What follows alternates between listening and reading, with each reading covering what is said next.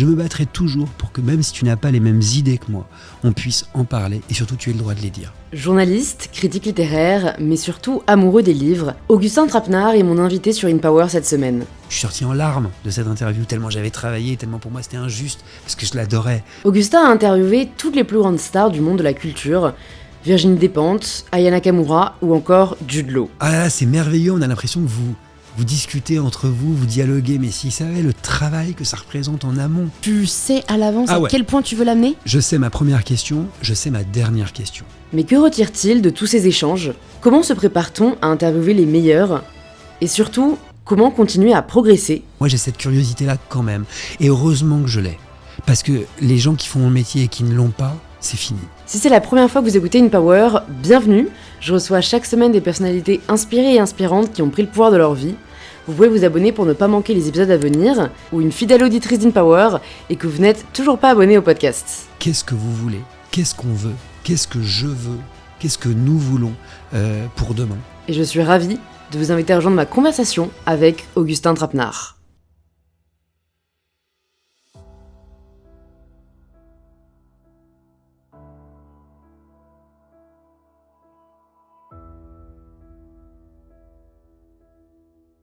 Bonjour Augustin. Salut Louise. Je suis très contente de t'accueillir sur InPower. Très contente que ce soit fait aussi vite. On s'est croisés à Cannes, vraiment dans un cadre en plus totalement non officiel, en soirée. Mais j'apprécie beaucoup ton travail, j'apprécie beaucoup ta personne. Il y a plein de questions que je me pose par rapport à toi, donc ça va être l'occasion d'en parler. Il y a plein de sujets que j'ai envie d'aborder. L'art d'interviewer, l'amour de la littérature, l'amour tout court. Enfin là, on essaie de se parler de rien parce qu'en fait, à chaque fois qu'on se parlait de quelque chose, on arrivait à en tirer des conclusions, des réflexions. Mais avant tout ça, Augustin, est-ce que peut-être pour les personnes qui te connaissent pas encore, tu peux te présenter de la façon dont tu le souhaites ?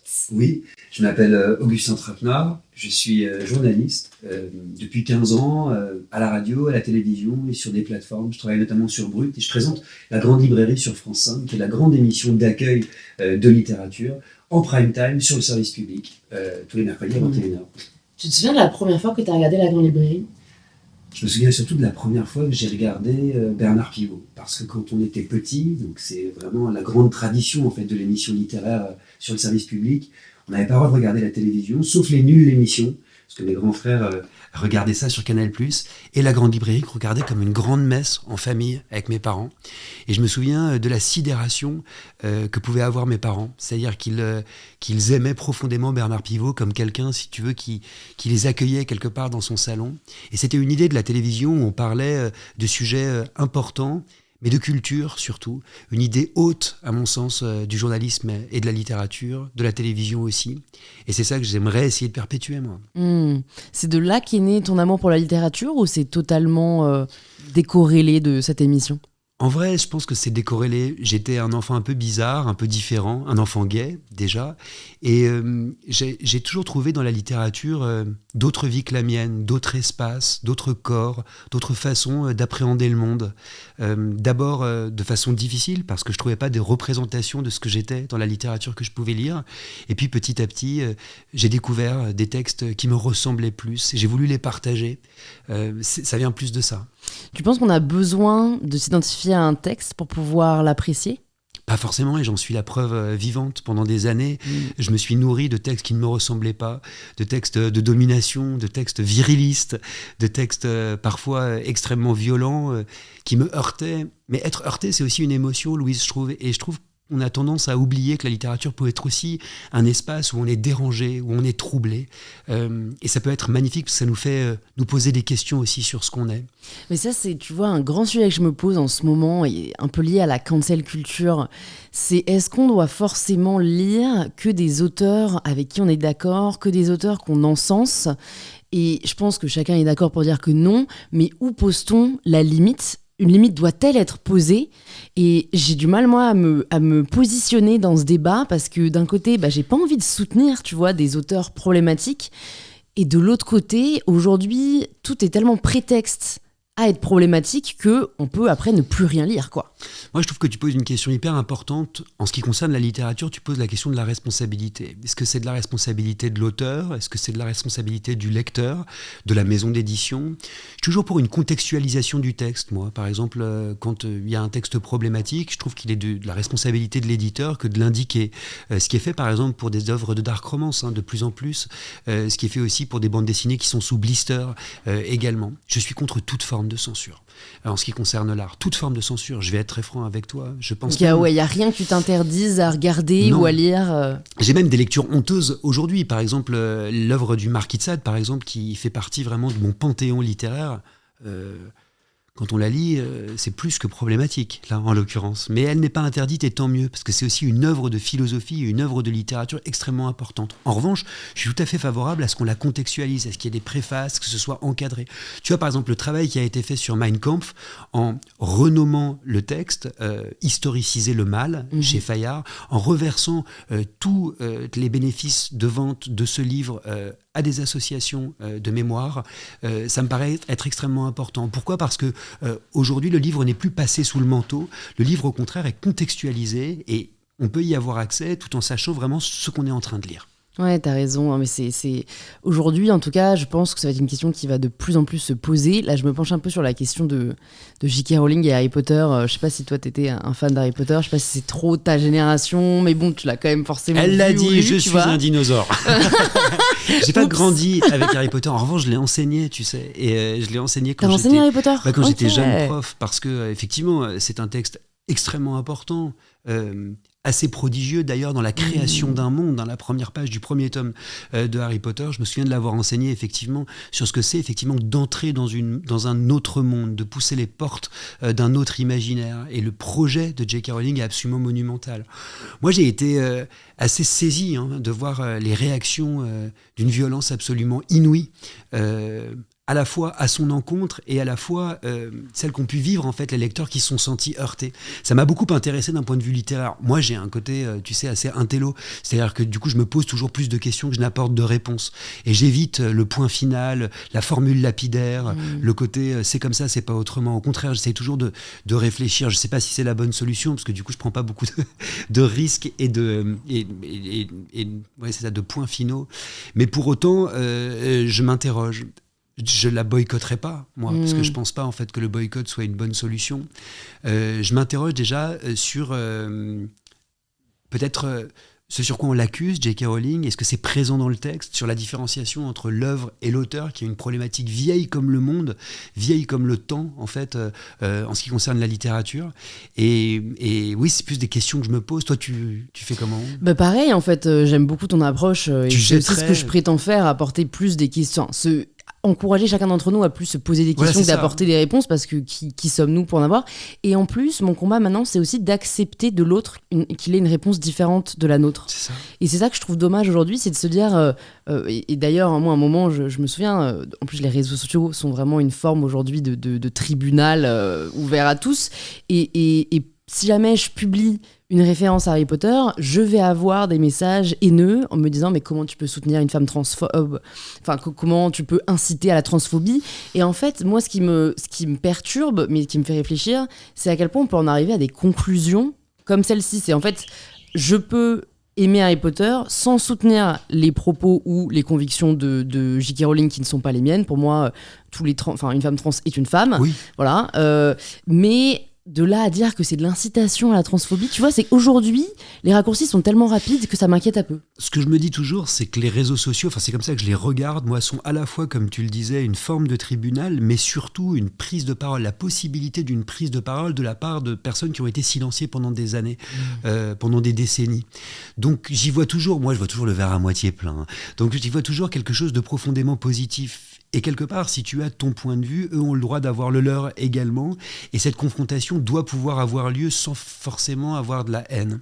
Je m'interroge beaucoup, moi, sur plutôt que c'est ça, la rupture totale de conversation, le bannissement, le blocage de quelqu'un, la possibilité, ou même l'humiliation de quelqu'un sur les réseaux sociaux. Je préfère toujours l'idée du call-in, qui voudrait dire en fait lui écrire, par exemple, en message privé, en lui disant attention, là tu viens juste de dire quelque chose qui, moi, me dérange, qui, moi, me me pose un problème, qui moi me heurte personnellement. Est-ce que tu comprends ce que je veux dire? Et du coup, moi, c'est vrai que je vais toujours essayer plutôt de m'adresser aux gens en message privé. Par exemple, tu vois, je n'accepte pas le tribunal de la haine sur Twitter, par exemple. T'es sur Twitter, toi? Je suis sur tous les réseaux sociaux, Ok. même TikTok, mais je n'accepte pas ce tribunal de la haine sur Twitter. En revanche, quand je me sens insulté, je vais leur répondre en message privé, en espérant qu'ils me répondent également en message privé, qu'ils acceptent ce jeu-là. Mais je me rends compte qu'il y en a plein qui ne veulent pas en fait discuter et dialoguer avec toi. Ce qu'ils veulent, c'est un fight. Ce qu'ils veulent, c'est vraiment un tribunal et une violence en fait publicisée. Or ça, je le refuse. Donc toi, tu prends le temps de répondre à tes détracteurs? Pas à tout le monde, mais j'essaye, ouais, bien sûr. D'ailleurs, on m'a pas mal reproché à un moment donné de ne répondre qu'à eux et de ne pas répondre aux gens qui sont l'immense majorité, qui m'envoient des messages positifs, des messages d'amitié, des messages de respect et surtout de réflexion. Où on peut construire quelque chose, tu vois. C'est Ça, aussi c'est le piège dans lequel il faut pas tomber. Ouais, mais je suis un peu comme toi, c'est un biais humain, je pense, tu vois, ça m'est arrivé récemment aussi sous un commentaire où quelqu'un disait qu'il allait au Festival de Cannes juste parce que j'étais quelqu'un qui voulait m'en mettre plein les poches, que c'est pour ça que j'avais écrit un livre, que c'est pour ça que j'avais fait une marque de vêtements. Et tu sais, je me suis sentie obligée, juste alors qu'il y avait plein de commentaires hyper positifs, de lui dire je me suis jamais payé avec ma marque, je réinvestis tout, je ne touche absolument rien là sur ce festival. Enfin, tu sais, juste c'est énervant et je pense qu'on a un biais de je sais pas si c'est de vouloir se justifier ou de. Non, et moi, ce qui m'intéresse dans le fait que tu répondes, c'est surtout le fait que tu te sentes blessé et que quelque part, en tant que personne, en fait, tu as le droit aujourd'hui d'exprimer le fait que tu te sois senti blessé, qui est quelque chose en fait d'assez récent. On en parlait tout à l'heure hors antenne. Et on se disait que ces questions-là, ces problématiques-là, notamment de santé mentale, mais qui concernent tout le monde, qui concernent à la fois les personnes qui se sentent heurtées, mais nous-mêmes aussi, en tant que créateurs en fait, de contenu, de pensée, en tant que personnes aussi qui ont une tribune et donc un pouvoir, ça, on peut le prendre en compte aujourd'hui, on a le droit de le prendre en compte. Ouais. Et de dire, en fait, là, je me suis senti blessé. Et ça m'a intéressé justement que tu soulèves le fait que toi aussi tu soutiennes un peu cette libération de la parole autour de la santé mentale. Quand est-ce que tu as pris conscience pour la première fois de ce qu'était la santé mentale? Parce que mine de rien, on ne se rend pas vraiment compte avant de la subir, entre guillemets. Je vais te prendre un exemple qui, moi, me semble frappant dans mon histoire personnelle et dans mon histoire en tant que journaliste. Lors des débats sur le mariage pour tous, j'étais au Grand Journal de Canal+. À l'époque, j'étais leur chroniqueur littéraire et tous les soirs, pour des raisons de débats contradictoires, me lance pas sur le sujet, on devait avoir une personne qui était favorable au mariage pour tous et une personne qui était contre le mariage pour tous. Ce qui fait qu'on avait des débats lunaire entre des personnes qui étaient du côté de demain à l'époque, c'est-à-dire du côté d'aujourd'hui en fait, qui défendaient cette possibilité, et d'affreux réactionnaires, il faut dire les choses comme elles sont, d'affreux réactionnaires qui aujourd'hui regrettent même les paroles qu'ils ont eues. Or à l'époque, en tant que journaliste, étant sur ce plateau, en tant que personne gay, je pouvais pas vraiment m'exprimer, parce que c'était une époque où on nous demandait pas de prendre la parole en nous-mêmes.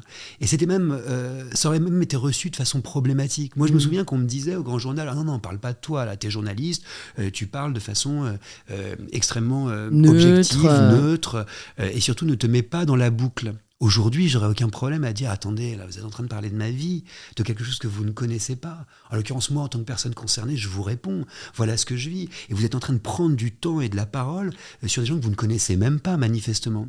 Et à l'époque, je devais me taire. Je me suis aussi imposé de me taire. Et tu vois, j'en ai énormément souffert. C'est-à-dire que des années plus tard, je me suis rendu compte en fait que j'en avais énormément souffert. De rentrer chez moi tous les soirs et de me dire que la question de mon identité, de mon avenir, de mes libertés était mise en débat sans qu'on me donne la parole. Alors même que j'étais sur le plateau. Oui, qu'il y avait une dissonance entre qui tu étais et la personne que tu devais être. Voilà, c'est ça. Et dissonance cognitive. Ouais, c'est ça. Et puis des années plus tard, tu vois, 5 ou 6 ans plus tard, j'ai commencé à me poser des questions sur ces périodes. Pourquoi j'avais si mal vécu, en fait, ces débats-là, et surtout, quel impact ça avait eu sur moi et sur ma santé mentale. Et tu t'en es rendu compte de l'impact que ça a eu? Ah ouais, profondément. C'est-à-dire que ça a contribué aussi à une forme d'autodétestation, qui est quelque chose qu'ont vécu et que vivent, à mon sens, toutes les personnes LGBTQI+. C'est toujours une expérience de la douleur, c'est toujours une expérience de la souffrance, parce qu'on est toujours marginalisé, quelle que soit la classe sociale d'ailleurs. Donc après, il s'agit d'apprendre à vivre avec. Mais ça, c'était tard, je veux dire, parce que c'était il y a 10 ans le mariage pour tous, donc t'as attendu... T'as pas vraiment vécu de problème de santé mentale avant 30-35 ans? Si, mais si tu veux vraiment qu'on rentre dans la question de la On santé est là. C'est un banc qui s'apparente à un divan de psychanalyste. Si. Bah, bien sûr, mais c'est tout cela a à voir effectivement avec la question du secret, la question du silence et la question de savoir ce qu'on peut dire et ce qu'on ne peut pas dire. J'ai vécu un traumatisme quand j'étais petit, quand j'étais tout petit, un viol, plusieurs viols même, et c'est vrai que c'est quelque chose qui m'a marqué, qui m'a tatoué même quelque part, et dont j'ai mis des années à me remettre, c'est-à-dire à pouvoir en parler librement. Je dois t'avouer qu'au moment de la libération de la parole, comme tu dis, moi je parlerais plus d'une libération de l'écoute, parce qu'en fait on a toujours parlé, c'est juste qu'on ne nous entendait pas, qu'on nous écoutait pas. On voulait pas vous entendre. Voilà, c'est ça. Je te dirais que j'ai pas vraiment pris la parole, même si ça transparaissait dans tout ce que je disais, dans tout ce que je faisais, parce que pour moi c'était une expérience, hélas, affreusement banale. C'est-à-dire que pour les gens du milieu social dont je suis issu, qui ont vécu une enfance assez similaire à la mienne, de grandes familles bourgeoises, où les enfants étaient un petit peu laissés comme ça, à l'abandon l'été... C'est une expérience assez banale, en réalité. C'est arrivé à beaucoup de gens. Si tu parles à des gens qui ont 40 ans, 50 ans, tu te rendras compte qu'en fait, il y en a beaucoup qui ont vécu ça, que ce soit dans le cadre de l'école privée, par exemple. Moi, c'était pas mon cas, j'étais dans une école publique, que ce soit dans le cadre familial, que ce soit dans le cadre des amis, des parents. C'est une expérience assez banale, terrible, mais assez banale. Et donc, j'ai mis du temps, si tu veux, à pouvoir en parler et à pouvoir... réfléchir aussi. Et comment, plusieurs questions me viennent. Déjà, tu avais quel âge à peu près ? 5-6 ans. En fait, moi je trouve ça fou de comment on se rend compte. Comment tu te rends compte que c'est mal ? Comment tu... Tu poses une question très intéressante qui est la question la plus taboue en réalité de cela. C'est la question de l'interdit, de la transgression. Et ce que c'est pour un enfant... que le plaisir de l'interdit et le plaisir de la transgression aussi. C'est-à-dire que moi j'ai longtemps culpabilisé, par exemple, de ces violences sexuelles qui m'étaient imposées, sans doute parce que c'était un frisson d'interdit que je pouvais vivre alors que j'étais un enfant. La question du crime ne se pose absolument plus pour moi aujourd'hui, mais j'ai mis du temps à pouvoir le formuler. Voilà. Comment tu l'as processé des années plus tard Est-ce que tu te rends compte aujourd'hui, tu peux dire il y a un avant, un après, tu vois, qu'un jour, tu as commencé un travail dessus qui t'a permis peut-être même si on ne l'oublie jamais, de pardonner peut-être, ou de vivre avec. De vivre avec surtout, et de vivre avec pour toujours, parce qu'encore une fois, c'est quelque chose qui est là, tout le temps, avant, pendant, après, tous les jours, et avec lequel il faut effectivement savoir vivre, et avec lequel les gens doivent savoir composer aussi, parce que ça fait partie de moi, ça a eu une influence sur mon corps, sur ma façon d'agir, sur ma façon de me comporter avec les autres. Ce que je sais, c'est que je suis devenu violent envers moi-même quand j'avais 14-15 ans. Je me suis mis à me réveiller la nuit après les crises de somnambulisme où j'avais les poings en sang et où je tapais contre les murs. Donc j'ai dû me soigner et surtout aller voir une psy en fait pendant des années qui m'a fait formuler quelque chose que j'avais déjà formulé, mais qui m'a fait réfléchir en fait aux conséquences et aux séquelles que ça pouvait avoir sur moi. Et encore une fois, sur le lien que je pouvais avoir avec les autres et surtout sur mon propre regard sur moi-même. C'est ça, en fait, je crois. Comment t'as appris à t'aimer avec tout ça ? Parce que entre eux, en effet, l'affirmation de ta sexualité, entre le pardon, parce qu'il y avait cette honte, même si t'étais pas responsable, c'est un processus qui malheureusement arrive trop souvent. Comment t'arrives à t'aimer ? Mais est-ce que c'est pas la grande question qu'on se pose tous ? Est-ce qu'on arrive à s'aimer ? Est-ce que tu t'aimes, toi ? Moi, je m'aime, ouais. Ouais, t'as mis longtemps ? Franchement, je suis assez jeune, donc mine de rien, non, je dirais que... si, quand même, je me suis posé la question plutôt autour de mes 18-20 ans. J'ai décortiqué pourquoi je ne m'aimais pas. J'ai travaillé dessus. J'ai eu un gros problème de santé mentale l'année dernière qui a aussi fait que... c'est pas que je m'aimais pas, mais c'était qu'en fait, je voulais même plus vivre, tu vois. C'était en fait... Je ne veux pas être cette personne, donc, mais c'était plus un sentiment d'injustice très fort. Et maintenant que j'ai dépassé ça, je m'aime, et aussi presque par militantisme, parce que je veux montrer l'exemple, et la société telle qu'elle est aujourd'hui ne veut pas qu'on s'aime, notamment quand on est une femme, mais ça vaut aussi quand on est une personne marginalisée. Donc ouais, je me dis en fait, je crois que c'est un choix aujourd'hui que j'ai la chance d'avoir, et je me dois du coup de m'aimer. C'est beau parce que c'est un pari, en fait, ce que tu es en train de décrire, un défi qui est fait à la société, qui est fait à la vie et qui est fait aussi aux autres et à soi-même. Je trouve ça assez beau et c'est en tout cas comme ça, moi, que je me l'imagine. En tout cas, ce qui est certain, c'est que pour aimer les autres, il faut s'aimer un peu quand même. Oui. Apprendre à s'aimer un peu quand même. Moi, je te dirais que pour moi, c'est un apprentissage, un travail, un temps que j'essaye de m'accorder de plus en plus. Et qu'est-ce qui t'a aidé à y arriver de plus en plus, même si tu n'y es pas encore complètement? Si tu t'aimes aujourd'hui plus que tu ne t'aimais à 20 ans, qu'est-ce qui t'a permis d'y arriver? Les autres, je crois, la confiance des autres. Moi, j'ai une confession à te faire, Louise, dans ma vie. Il y a un centre du monde, c'est l'amour. C'est-à-dire qu'il n'y a rien pour moi de plus important que l'amour. La personne qui partage ma vie, si jamais demain elle me demande de partir vivre en Australie, n'importe où, j'y vais demain, j'arrête tout et j'y vais. C'est ce qui est de plus important, c'est vraiment dans le regard aussi de l'autre, le regard que l'autre pose sur soi, la construction en fait d'un avenir commun. C'est presque politique en fait. C'est-à-dire c'est vraiment l'idée de sortir de soi et de s'allier avec quelqu'un. Ça peut être très large l'amour, ça peut comprendre des formes d'amitié en fait. Et c'est comme ça en fait que je m'imagine et c'est comme ça que je grandis, moi, en tout cas. C'est fou parce que... Avec les autres. Ouais.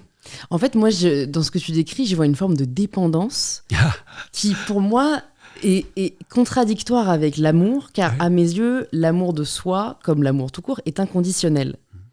Or, si ton amour de toi est conditionné à l'amour que te porte quelqu'un, alors, par définition, il est conditionnel.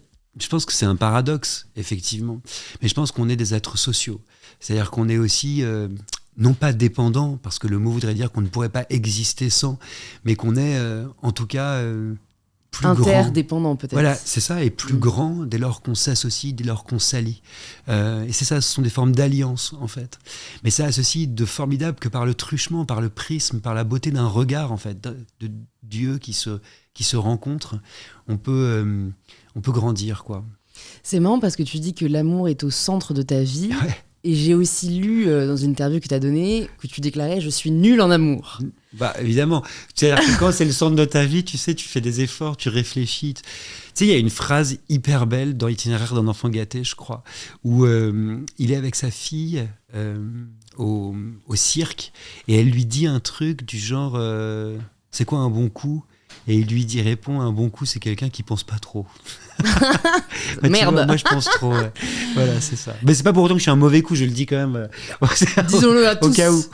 Mais qu'est-ce qui fait que tu te trouves nul en amour ? Mes échecs, je pense. Et comment tu caractérises un échec ? J'ai une théorie en ce moment, c'est que mes ex, c'est-à-dire toutes les histoires d'amour que j'ai pu vivre et qui sont terminées, sont autant de chemins qui se sont arrêtés. C'est-à-dire sont autant de plans de vie, de modèles de vie qui se sont arrêtés à un endroit. Et quelque part, c'est vertigineux. C'est-à-dire que quand tu retournes en arrière, tu te dis, voilà un chemin que j'aurais pu prendre, ça m'a emmené complètement ailleurs, j'en ai pris un autre, je suis revenu en arrière, j'ai avancé. Mais en même temps, quand je les croise ou quand je les rencontre, je me dis, voilà ce que j'ai perdu. C'est vrai. Tu vois ? Et comment tu vis avec ça ? Comment tu vis sans le doute, sans... Tu sais, c'est très dur, je trouve. Moi, choisir, c'est renoncer. C'est un adage que je trouve vraiment tellement pertinent. On est plein de doutes, ouais. On est effectivement plein de renoncements, plein de douleurs. On est des déchirures, Louise. et en plus, j'ai aussi lu que tu disais que tu étais plein de névrose et que c'est presque ce qui te rendait en joie. Alors, je pense que ça se voit. Là, je pense que déjà, à ce moment-là du podcast, je pense que les gens se sont rendus compte qu'on était sur une forme de névrose obsessionnelle démultipliée. Et j'ai pas encore parlé de la névrose obsessionnelle de la lecture. Parce que tu sais que moi, j'ai un drame, c'est que je lis tout le temps. Est-ce que c'est un drame ? Non, mais oui, parce que je te donne un exemple. Un jour, mes valises se sont perdues et je me suis retrouvé en vacances. En l'occurrence, c'était sur une île et je lisais frénétiquement, tu sais, sur la bouteille d'eau, les petites phrases qu'il peut y avoir écrites parce que je pouvais pas m'empêcher. En fait, c'est comme si mon œil était attiré irrésistiblement par de l'écrit. Donc j'ai ce drame, tu vois. Névrotique là pour le coup. Tu mets à profit, donc ça va. Que je mets à profit, j'en ai fait mon métier. J'ai bien fait d'en faire mon métier. C'est quoi ? Quelles sont tes névroses à toi ? Attends, tu crois quoi que tu vas t'en sortir comme ça ? Bah écoute, je sais pas si je peux encore les identifier. Non, mais... ça fait très fourbe dit comme ça. Je suis dans la position d'intervieweuse. Aujourd'hui, c'est toi l'interviewé. Non mais si, je pense, moi, plus ce qui, je dirais, me caractérise et qu'on peut remettre en question, parce que c'est un peu ça le névrose, c'est que je suis très dans le contrôle. Donc, tu vois, je suis vraiment pas bien du tout quand quelqu'un me dit rendez-vous dans 1 heure, j'ai une surprise pour toi, alors que moi, j'avais prévu ma journée, tu vois. Donc, je travaille un peu là-dessus. Les gens qui sont proches de moi te diraient que j'ai progressé énormément ces 2 dernières années. Et quand est-ce que tu lâches? Ouais. Doit-on lâcher? Tu vois, c'est ça que je te dirais. Quand je danse, je dirais que je lâche pas mal. Mais c'est vrai qu'après, un peu comme toi, j'imagine, ta névrose obsessionnelle de la lecture, elle te procure du plaisir. C'est ça, moi, bien j'aime sûr. en fait organiser, planifier. Ça me procure du plaisir. Donc pour l'instant, je dirais que celle-ci, elle est pas... Tant qu'elle n'affecte pas trop ton entourage, est-ce qu'on doit vraiment la résoudre? Je ne sais pas, tu vois. Mais en tout cas, oui, j'ai de ça. Et puis, moi, à l'inverse, je dirais pas que l'amour est au centre de ma vie. Je suis tellement dans une recherche d'autosuffisance, parce que justement, pour moi, c'est dangereux de mettre ton bonheur dans les mains de quelqu'un d'autre, que j'aspire à pouvoir, si demain, je sais pas, il se passe un truc terrible, pouvoir être heureuse par moi-même, tu vois. Ça veut pas dire que je suis pas, que j'adore pas les personnes qui m'entourent et que je les aime profondément, mais elles sont peut-être pas aussi haut que d'autres les mettraient, tu vois, dans leur liste. C'est surtout que je ne pourrais pas m'empêcher, moi, personnellement, d'avoir cette interaction. J'aime bien, quand tu as parlé d'interdépendance tout à l'heure, je préférais parler d'intersubjectivité. Ce moment où 2 regards, en fait, se confrontent, ou se retrouvent, ou se reconnaissent. Et pour moi, c'est plus une multiplicité qu'une seule personne. C'est-à-dire que l'amour, tel que je l'entends, c'est quelque chose de fluide, de multiple, de complètement ouvert sur l'autre. Mais tu sais, ça va de pair avec une sorte de modèle de vie que j'essaye de m'imposer, en fait, petit à petit, pour être une personne meilleure. Et ça a pris du temps. Je suis un Ricoeurien. Et Paul Ricoeur, c'est un philosophe qui était protestant et qui avait cette idée que je trouve absolument magnifique, qu'au terme de ta vie, si tu regardes en arrière, tu peux trouver une narration, comme une colonne vertébrale, comme une histoire que tu peux raconter en 1 ou 2 phrases, comme s'il y avait eu un sens à ta vie. Et ça, je trouve ça assez magnifique, tu vois. Et pour devenir une personne meilleure, j'essaye de produire cette constance, cette fidélité, ce partage, en fait, mutuel avec d'autres. Mais toujours avec d'autres. Moi, c'est comme ça que je l'entends. Oui, c'est vrai. Mon plus grand cauchemar, c'est de me retrouver seul. Non mais ça, moi, enfin, qu'on soit d'accord, hein, île déserte, non merci, hein, tu vois, c'est juste un animal social, sinon je n'aurais pas de podcast. Et Mais même dans mes c'est podcasts, tu vois, en fait, oui, t'es quand même très à l'écoute de l'autre, littéralement. Je fais pas des podcasts solo, tu vois, j'aurais pu, c'est un truc qui se démocratise, mais en l'occurrence, je préfère écouter les autres que m'entendre parler, même si parfois certains ont peut-être des doutes, parce que j'aime interagir quand même. Mais c'est ça qui est cool. C'est ça qui est beau, c'est l'interaction, quoi, rebondir. Et il y a une question que je me posais, mais par rapport à tout ce qui t'a amené aujourd'hui à ce que tu fais, c'est que t'es un vrai amoureux des mots, t'es un vrai amoureux de la littérature, et pourtant tu n'écris pas beaucoup. Non. Et ça m'a interpellée. Je suis allée voir dans ton parcours, t'as écrit certains ouvrages, mais qui étaient presque plus académiques. Oui, c'est ça. Finalement, que je pense d'expression. que la réponse, elle est exactement dans ta question. C'est-à-dire qu'effectivement, moi, je suis pas un artiste, je suis à la base un universitaire. C'est-à-dire que j'ai vraiment fait des études pour devenir enseignant, ce que j'ai été d'ailleurs, pour devenir enseignant-chercheur. Et petit à petit, je me suis tourné pour des raisons sur lesquelles on pourrait revenir, hein, qui sont des raisons liées à l'éducation nationale en France. Je me suis tourné vers un autre métier, qui est effectivement ce journalisme littéraire, en tant qu'amateur en réalité, en tant qu'amateur d'art, hein, c'est-à-dire fou amoureux de la littérature, même si c'était presque une science telle qu'on me l'avait apprise, mais aussi d'autres arts comme la musique, le cinéma, les arts plastiques, la photographie, la danse. Tu en parlais tout à l'heure, qui fait partie pour moi des arts les plus nobles et qui m'a valu sans doute certaines des plus belles interviews que j'ai pu mener, parce que c'est une syntaxe, un vocabulaire complètement différent et qui m'a toujours fait énormément réfléchir et qui m'a toujours apporté énormément de réconfort et de beauté.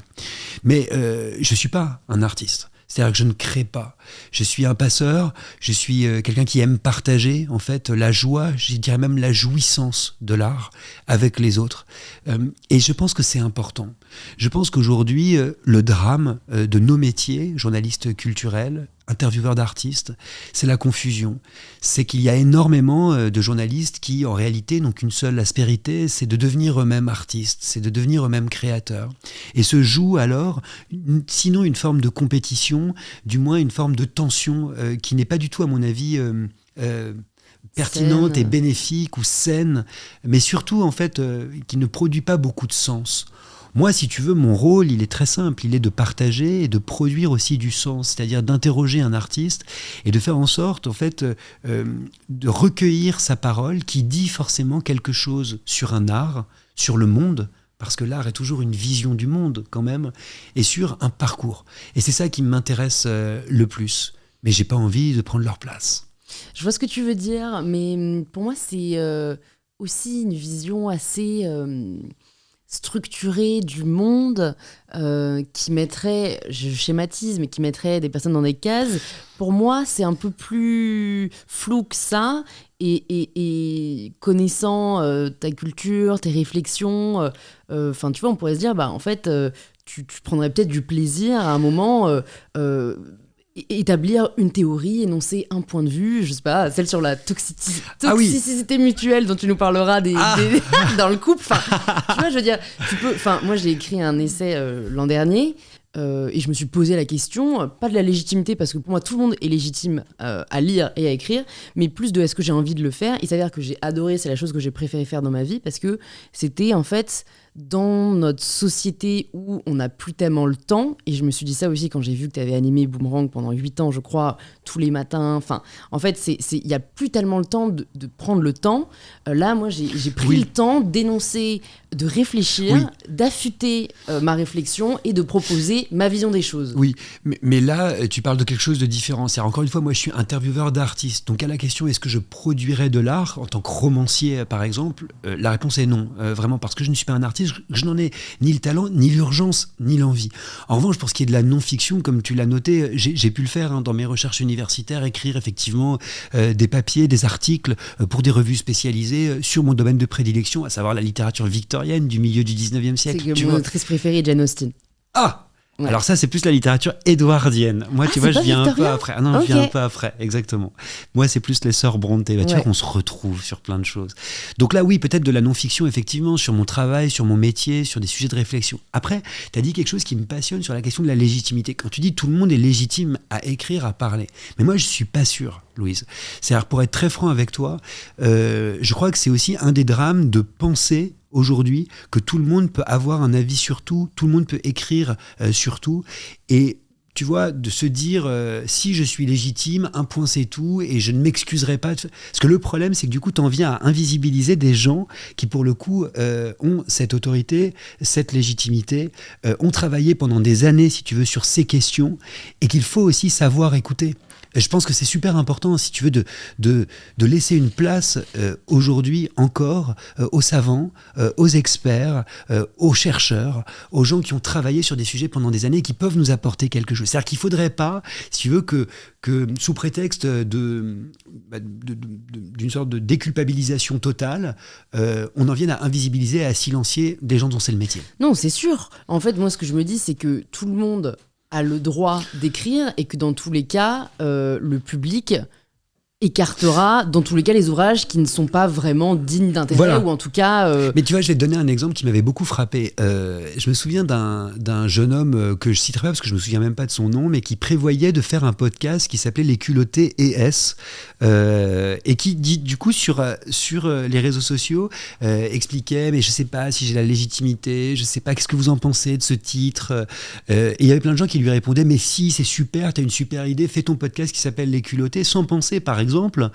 qu'en l'occurrence c'était complètement calqué sur l'œuvre de Pénélope Bagieux dont le livre s'appelait Les Culottés. Et là, tu te dis, en fait, attention, il faut quand même qu'on puisse avoir un débat, quand même, et sous prétexte, si tu veux, de pudeur de gazelle, comme on pourrait dire, on finissait par oublier que derrière ça, il y avait possiblement une appropriation qui est pour le moins problématique. Ah oui, mais ça, je pense même pas que ce soit tellement légal, d'ailleurs. Enfin, si elle a déposé son nom... c'est ça. Non, mais en tout cas, se poser la question, quoi. Toujours réfléchir, quoi. Invite à la réflexion, voilà, je te rejoins totalement là-dessus. Mais du coup, ça m'intéresse aussi de revenir, en effet, pourquoi tu quittes le monde de l'éducation nationale. Quelle est ta réflexion à ce moment-là ? Est-ce que tu t'avais même réfléchi un jour au métier de journaliste ? Tu sais, j'avais une vingtaine d'années. J'avais eu l'agrégation d'anglais, de littérature anglaise, et je partais dans le cadre d'un échange entre doctorants à l'université de Berkeley aux États-Unis, en Californie. Un autre point commun. Voilà, et t'es parti là-bas ? Ouais. Et ben, je suis parti là-bas pendant 1 an pour suivre des cours dans le département de rhétorique et pour en donner en échange. Et là-bas, je me suis rendu compte, pour être très franc avec toi, que les enseignants étaient extrêmement respectés, culturellement, socialement, politiquement, que leurs paroles avaient un sens, qu'ils étaient écoutés, qu'ils étaient entendus. Et tu vois, j'avais une 20aine d'années, j'étais un pur produit de l'éducation nationale, normalien, agrégé, j'étais vraiment destiné à reproduire ce modèle-là. Et cette bonne guerre, même si j'ai longtemps culpabilisé et je l'ai longtemps regretté, je me suis dit non, en fait, je veux pas en fait être méprisé. Je me suis rendu compte que la France avait un rapport un peu malade à l'éducation nationale, à son système éducatif, et qu'à force de ne pas les respecter, si on regarde bien, énormément d'enseignants-chercheurs, parfois les meilleurs, s'en vont, soit changent de pays pour assouvir leur passion et continuer leur métier, soit changent littéralement de voie. Bon, alors moi, je suis quand même resté dans la fonction publique, c'est-à-dire en travaillant pour la radio publique pendant des années, et aujourd'hui pour la télévision publique. C'est important pour moi. Je suis le fils d'une enseignante, le petit-fils d'une bibliothécaire, et c'est quelque chose qui compte énormément pour moi. Mais quand même, il y a des questions qu'il faut se poser. Tu vois, le salaire des enseignants, c'est une question qu'il faut se poser à un moment donné, quand même. Que les enseignants ne puissent pas vivre à Paris aujourd'hui, quand ils sont célibataires, c'est quand même le signe d'une société malade. Ouais. Non, mais en fait, ce qui est difficile, je trouve, dans toutes les contestations politiques qu'on peut apposer à juste titre, particulièrement en ce moment, j'avoue que moi, j'ai toujours le biais de la solution. Peut-être mon biais entrepreneurial, de me dire, OK, un problème, une solution. Oui. Et donc, en fait, tu vois, je me dis, mais en vrai, je veux dire, le gouvernement a conscience des problèmes que tu évoques. Enfin, pourquoi, à ton avis, aujourd'hui, ça ne change toujours pas ? Je te répondrai qu'en tout cas, ça n'est pas à moi d'apporter des solutions. Ça n'est pas à moi, je peux y réfléchir, je peux le constater en tant que citoyen en réalité, et puis aussi en tant que personne concernée quand même, parce que ça a été ma formation et ça a été mon métier. Mais ça n'est pas à moi d'apporter des solutions. Et je te dirais d'ailleurs que la représentation nationale est faite pour ça, c'est-à-dire qu'on élit des gens pour qu'ils puissent en réalité chercher, trouver des solutions et réagir. Moi par exemple, je vois comme un échec le fait qu'il y ait énormément d'associations qui prennent le relais en réalité des politiques aujourd'hui. C'est-à-dire, je le vois vraiment comme un échec. C'est-à-dire qu'on a un système qui ne remplit pas ses devoirs. Et ça m'inquiète profondément. Je ne sais pas, pour répondre à ta question, je ne sais pas. Ça me paraît être un des plus gros scandales qui soit, pour être franc. Et c'est pour ça que j'ai été étonné des réactions extrêmement virulentes à l'encontre de telle candidate à la mairie de Paris, par exemple, ou de telle candidate à la présidence qui voulait justement augmenter, doubler, voire tripler le salaire des enseignants. Pour moi, c'est vraiment absolument central. Les enseignants sont ceux qui nous forment, sont ceux qui nous permettent justement d'avoir la vie qu'on peut avoir. Ils sont la possibilité d'une réconciliation nationale, ils sont la possibilité du vivre ensemble sans cesse, ils se suppléent parfois à l'éducation des parents, et on s'est bien rendu compte pendant le confinement qu'on ne pouvait pas se passer d'eux. Non, mais ils sont sous-considérés, t'as totalement raison. Je suis assez surprise, moi, quand je réfléchis un peu à la valorisation des métiers aujourd'hui. C'est qu'en fait, elle n'a pas de sens, ni financier, ni social. De te dire que des infirmières, qui elles aussi sont tellement indispensables, aujourd'hui sont très peu payées, sont peu considérées. Et le but n'est pas de comparer des métiers, mais quand tu vois d'autres métiers qui sont bien plus rémunérateurs et bien plus socialement reconnus, on se dit mais où est-ce qu'on a merdé quoi ? Parce que je sais pas comment on va pouvoir repenser totalement un tel paradigme, et ce qui m'inquiète d'autant plus, c'est que on arrive presque à retracer ça au public vs privé, tu vois. En tout cas, il s'agit toujours d'en faire un combat. Moi, je te donne un exemple pour la grande librairie. L'un des enjeux pour moi primordiaux de la grande librairie, c'est de défendre la librairie indépendante. Et ça va extrêmement loin. C'est-à-dire, en fait, la question que je me pose sans cesse, c'est qu'est-ce que vous voulez ? Qu'est-ce qu'on veut ? Qu'est-ce que je veux ? Qu'est-ce que nous voulons pour demain ? Quel centre-ville, par exemple, est-ce qu'on veut pour demain ? Si jamais il n'y a plus de libraires indépendants, quel centre-ville on aura demain ? Est-ce qu'on aura au moins un centre-ville ? Ce sont des questions qu'il faut quand même se poser à un moment donné. La défense de la petite librairie, de la librairie indépendance, c'est un combat politique qui est porté par le service public, là en l'occurrence, par la Grande Librairie, qui est la seule émission de littérature en prime time sur une chaîne de service public au monde. Donc ça, c'est un vrai combat, tu vois, du service public. Donc moi, je m'en réjouis, je m'en félicite et je m'en enorgueillis, Louise. Mais il faut toujours se poser la question du combat et toujours savoir en réalité ce qu'on est en train de faire. Et donc, quand tu deviens journaliste littéraire, là, 25 ans, 26 ans, c'est quoi ton combat ? À l'époque, c'est un combat qui est quand même assez égoïste. C'est un combat qui est celui de pouvoir faire un métier que j'aime, déjà, ce qui n'est pas donné à tout le monde. Et je m'en réjouis tous les jours de faire un métier que j'aime. C'est une chance dingue, c'est un privilège, en fait, incroyable, qui me fait réfléchir aussi à la chance que j'ai dans la vie, parce que malheureusement, le parcours que j'ai, il est aussi dépendant d'un milieu social, d'un entourage, d'une classe, de plein de paramètres, en fait, malheureusement, que je dois, quoi, ouais. tu vois, que je dois à une famille, à un héritage.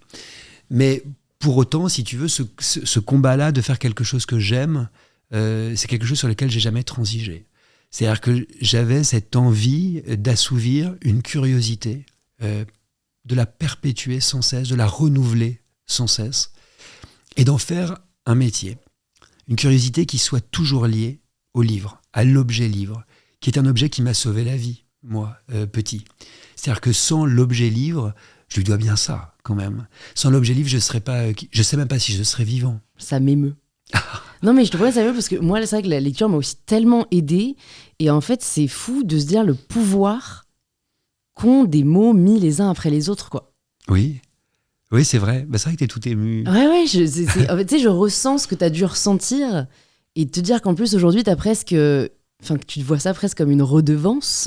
Oui, c'est ça, ouais, bien sûr. C'est un amour que tu portes vraiment à l'objet livre, quoi. Mais tu sais, ma mère était enseignante et j'entendais ça chez elle sans cesse. Je voyais ça chez elle. Cette façon aussi de rendre quelque part, de donner, parce que c'est aussi ça qui est en jeu.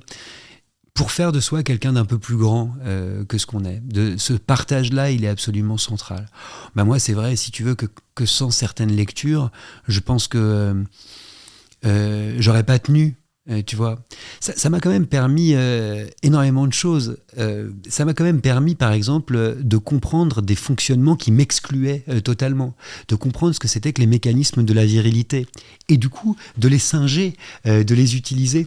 Quand je lisais, par exemple, Les Odes hurlevantes d'Émilie Brontë, qui est un livre sur lequel j'ai beaucoup travaillé par la suite, je voyais dans la figure extrêmement virile, extrêmement toxique du personnage de Heathcliff, quelque chose que je ne serais jamais, mais dont je pouvais peut-être calquer certaines stratégies ou certaines tactiques pour pouvoir le devenir et pour pouvoir m'intégrer différemment. Si tu veux, il faut se souvenir en fait que la littérature, ça n'est pas du bon ou du mauvais, mais en tout cas, ce sont des mondes qui s'ouvrent à toi et des enseignements. Mais des enseignements qui peuvent être des enseignements terribles aussi. Tu sais, je suis le parrain d'une association qui s'appelle Bibliothèques sans frontières, qui est très importante pour moi, ça a changé ma vie, qui est une association, en gros, qui promeut l'éducation, l'information et la culture dans le monde entier, auprès des plus vulnérables. Et ce dont je me rends compte, c'est que quand on parle de culture, quand je parle de culture avec Bibliothèques sans frontières, j'essaye toujours de mesurer ce mot et de dire en fait qu'on devrait parler de culture déjà avec un C minuscule et au pluriel. Parce qu'il y a une multitude de cultures, une pluralité de cultures. Et c'est dans ces rencontres, dans ces confrontations aussi qu'on se grandit. Le danger avec la culture avec un grand C, c'est qu'elle peut aussi imposer des choses. Ça peut être extrêmement violent, la culture. Ça peut être une arme, en réalité. On voit d'ailleurs comme par exemple la culture a été utilisée pour coloniser des pays. Comme la culture a été utilisée pour promouvoir la diplomatie de certains pays, même certains pays tout court. Ouais, c'est fou. Et quand tu dis que tu n'aurais pas tenu sans le livre... Qu'est-ce qui se serait passé ? Je pense que ça m'a déjà permis de m'ouvrir aux autres, aussi curieux que ça puisse paraître, parce que la littérature, c'est une expérience très solitaire, l'expérience de lecture. Mais une fois que j'ai rencontré des gens qui partageaient cette passion-là, j'ai pu les rencontrer vraiment, c'est-à-dire les reconnaître.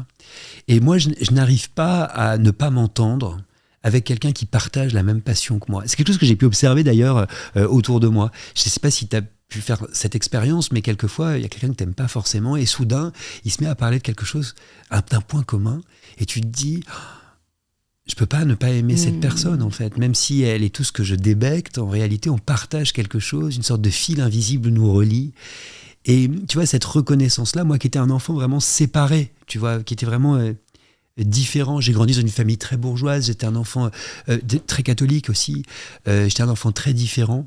Et surtout, j'étais sans cesse marginalisé dans la rue, au sein de l'école et même au sein de ma famille, tu vois. Comment on peut être marginalisé dans la rue ? Dans la rue, par mes gestes, mes attitudes, je me reconnaissais pas véritablement dans les attitudes et les gestes des autres. D'accord. Et je pouvais être montré du doigt, je pouvais être, tu vois, jugé. Tu performais pas la virilité telle que la société attendait, quoi. À l'époque, c'est rien de le dire. Mais tu vois, comme je me suis conformé, aujourd'hui, je suis beaucoup plus viril que je ne le fus naguère. Mais non, c'est rien de le dire, non. Non, et puis j'en ai beaucoup souffert parce qu'encore une fois, moi je suis né à la fin des années 70, en 79. Et si tu veux, c'est quand même important de dire qu'en 79, quand je nais, l'homosexualité est toujours considérée comme un crime. L'homosexualité dans les familles extrêmement catholiques ou religieuses est considérée comme un péché. Elle l'est d'ailleurs encore aujourd'hui à bien des égards. Et surtout, l'homosexualité est encore considérée comme une maladie à l'époque. Donc, si tu veux, est-ce que cette ton triade-là... entourage a cru que tu étais malade ? Moi, je me souviens quand même que quand j'ai fait mon coming out, on m'a envoyé chez un psy. À quel âge ? Je pense 15 ans. Ah ouais, donc assez jeune. Ouais. C'est quand même assez, comment on pourrait dire, symptomatique. Ouais. Je veux dire, faire un coming out et on t'envoie chez un psy, c'est symptomatique. Ça veut dire, on va te soigner, quoi. Ce à quoi la psy m'a tout de suite répondu, vous avez bien conscience que je ne vais pas vous soigner.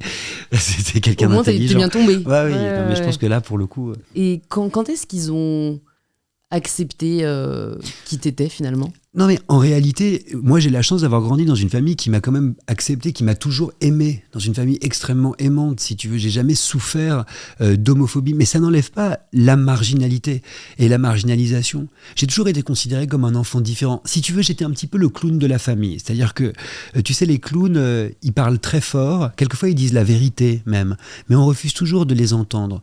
On les met un petit peu de côté, surtout quand ils disent la vérité. Et c'est chez Shakespeare, tu peux voir ça. Le personnage du fool, le personnage du fou, en fait, du fou du roi, c'est celui qui dit la vérité, c'est le truth teller, mais on ne l'écoute jamais. Moi, je dis pas que je disais la vérité, mais en tout cas, dès que je parlais, dès que j'énonçais quelque chose, une réflexion, on pouvait me dire oui, enfin bon, c'est Augustin. Donc, de toute façon, quoi qu'ils disent, il est bizarre, il est étrange, il est autre. Tu vois ? Et ça c'est assez violent, quand même. Si tu veux. Et d'ailleurs, à mon avis, ça explique beaucoup de choses chez moi. Ça explique beaucoup de choses dans mon parcours. C'est-à-dire que faire ce métier de producteur de radio, comme je l'ai été, de journaliste culturel sur des plateformes où tu es filmé, ou alors surtout journaliste à la télévision, où tu as des caméras branchées sur toi, ça n'est pas normal. Ça veut bien dire que tu as envie d'être écouté et d'être regardé au sens propre, au sens littéral en réalité. J'étais d'ailleurs étonné que la plupart des gens qui font ce métier ne le déconstruisent pas plus et te disent, tu sais, avec encore une fois des petites pudeurs, non, mais c'est juste un métier, je fais ça comme ça. Non, en fait. Se mettre sous 10 caméras tous les soirs à 19h en access prime time à l'époque, moi au Grand Journal, ça voulait dire quelque chose en fait. Ça voulait dire, regardez-moi, j'ai quelque chose à dire, écoutez-moi. Et ça, tu penses qu'on s'en sépare un jour ou pas ? En fait, comment distinguer ça ? Parce qu'en fait, il y a à la fois, je pense qu'il y a en effet ce besoin de reconnaissance et d'être entendu, mais il y a aussi moi dans mon cas, tu vois, je me dis c'est aussi le seul métier qui permet de rencontrer des personnes aussi intéressantes. Tu vois, de pouvoir échanger avec des personnes en fait incroyables, les meilleures dans leur domaine. C'est vrai, et d'ailleurs moi je me suis toujours enorgueilli et ça m'a toujours fait tellement plaisir quand je parlais de mon métier. En fait d'ailleurs c'est ça, quand je suis rentré au Grand Journal, je me souviens, ce que je disais toujours c'est ça la première chose que je disais. Je disais, ce qui est génial, c'est le nombre de personnes extraordinaires que je rencontre. Et tout au long de ce parcours, en fait, maintenant depuis 15 ans, je mesure la chance que j'ai eue de rencontrer des gens intéressants et de plus en plus des gens intéressants que j'ai pu choisir. C'est-à-dire que Boomerang, si tu veux, tous les matins à 9h du mat sur France Inter, la chaîne nationale, pour presque 2 millions d'auditeurs, je pouvais choisir la personne avec qui je m'entretenais. C'est quand même dingue. tout art confondu. C'est-à-dire, je pouvais recevoir, je peux pas te dire, moi, Hugo Marchand le lundi, Danseur et toi, le lendemain, Pierre Bergogneau, un immense romancier rural, le lendemain, moi, je sais pas, Kate Blanchett, enfin, c'était extraordinaire, tu vois. Et t'as raison, c'est la première chose, ça reste un métier, et ça reste une curiosité, je t'en parlais tout à l'heure, cette curiosité toujours à assouvir, en fait, c'était l'objet de ce métier. Mais bon, il suffit pas de faire il n'y a pas besoin de faire une grande psychanalyse pour se rendre compte que c'est quand même quelque chose, hein, de se mettre en pâture avec toute la violence que ça génère aussi. Ouais, c'est ça. Parce qu'on n'est plus en 1970. Hein. Aujourd'hui, quand les gens t'aiment pas ou ont quelque chose à dire sur ton travail, ils le disent. Et ils le disent avec énormément de violence. Il faut l'accepter. Ça, toi, t'as toujours réussi à le prendre de la distance ? En fait, ça a pu me heurter. On en parlait tout à l'heure. Ça a pu me heurter très violemment. Et dans ce cas-là, je me suis mis à répondre de façon frénétique et sans doute, tu en parlais à ton sujet, de façon un peu maladroite. C'est-à-dire qu'on n'est pas obligé de tout prendre personnellement. En réalité, quand on t'attaque, souvent on ne t'attaque pas toi personnellement. On attaque ton métier, ce que tu représentes, ta chaîne. Et il faut toujours le prendre en compte. Mais ce sur quoi je veux insister, Louise, c'est que quand on a du pouvoir, et c'est notre cas à tous les deux, tout simplement parce qu'on a la parole. Toi, tu l'as prise, la parole.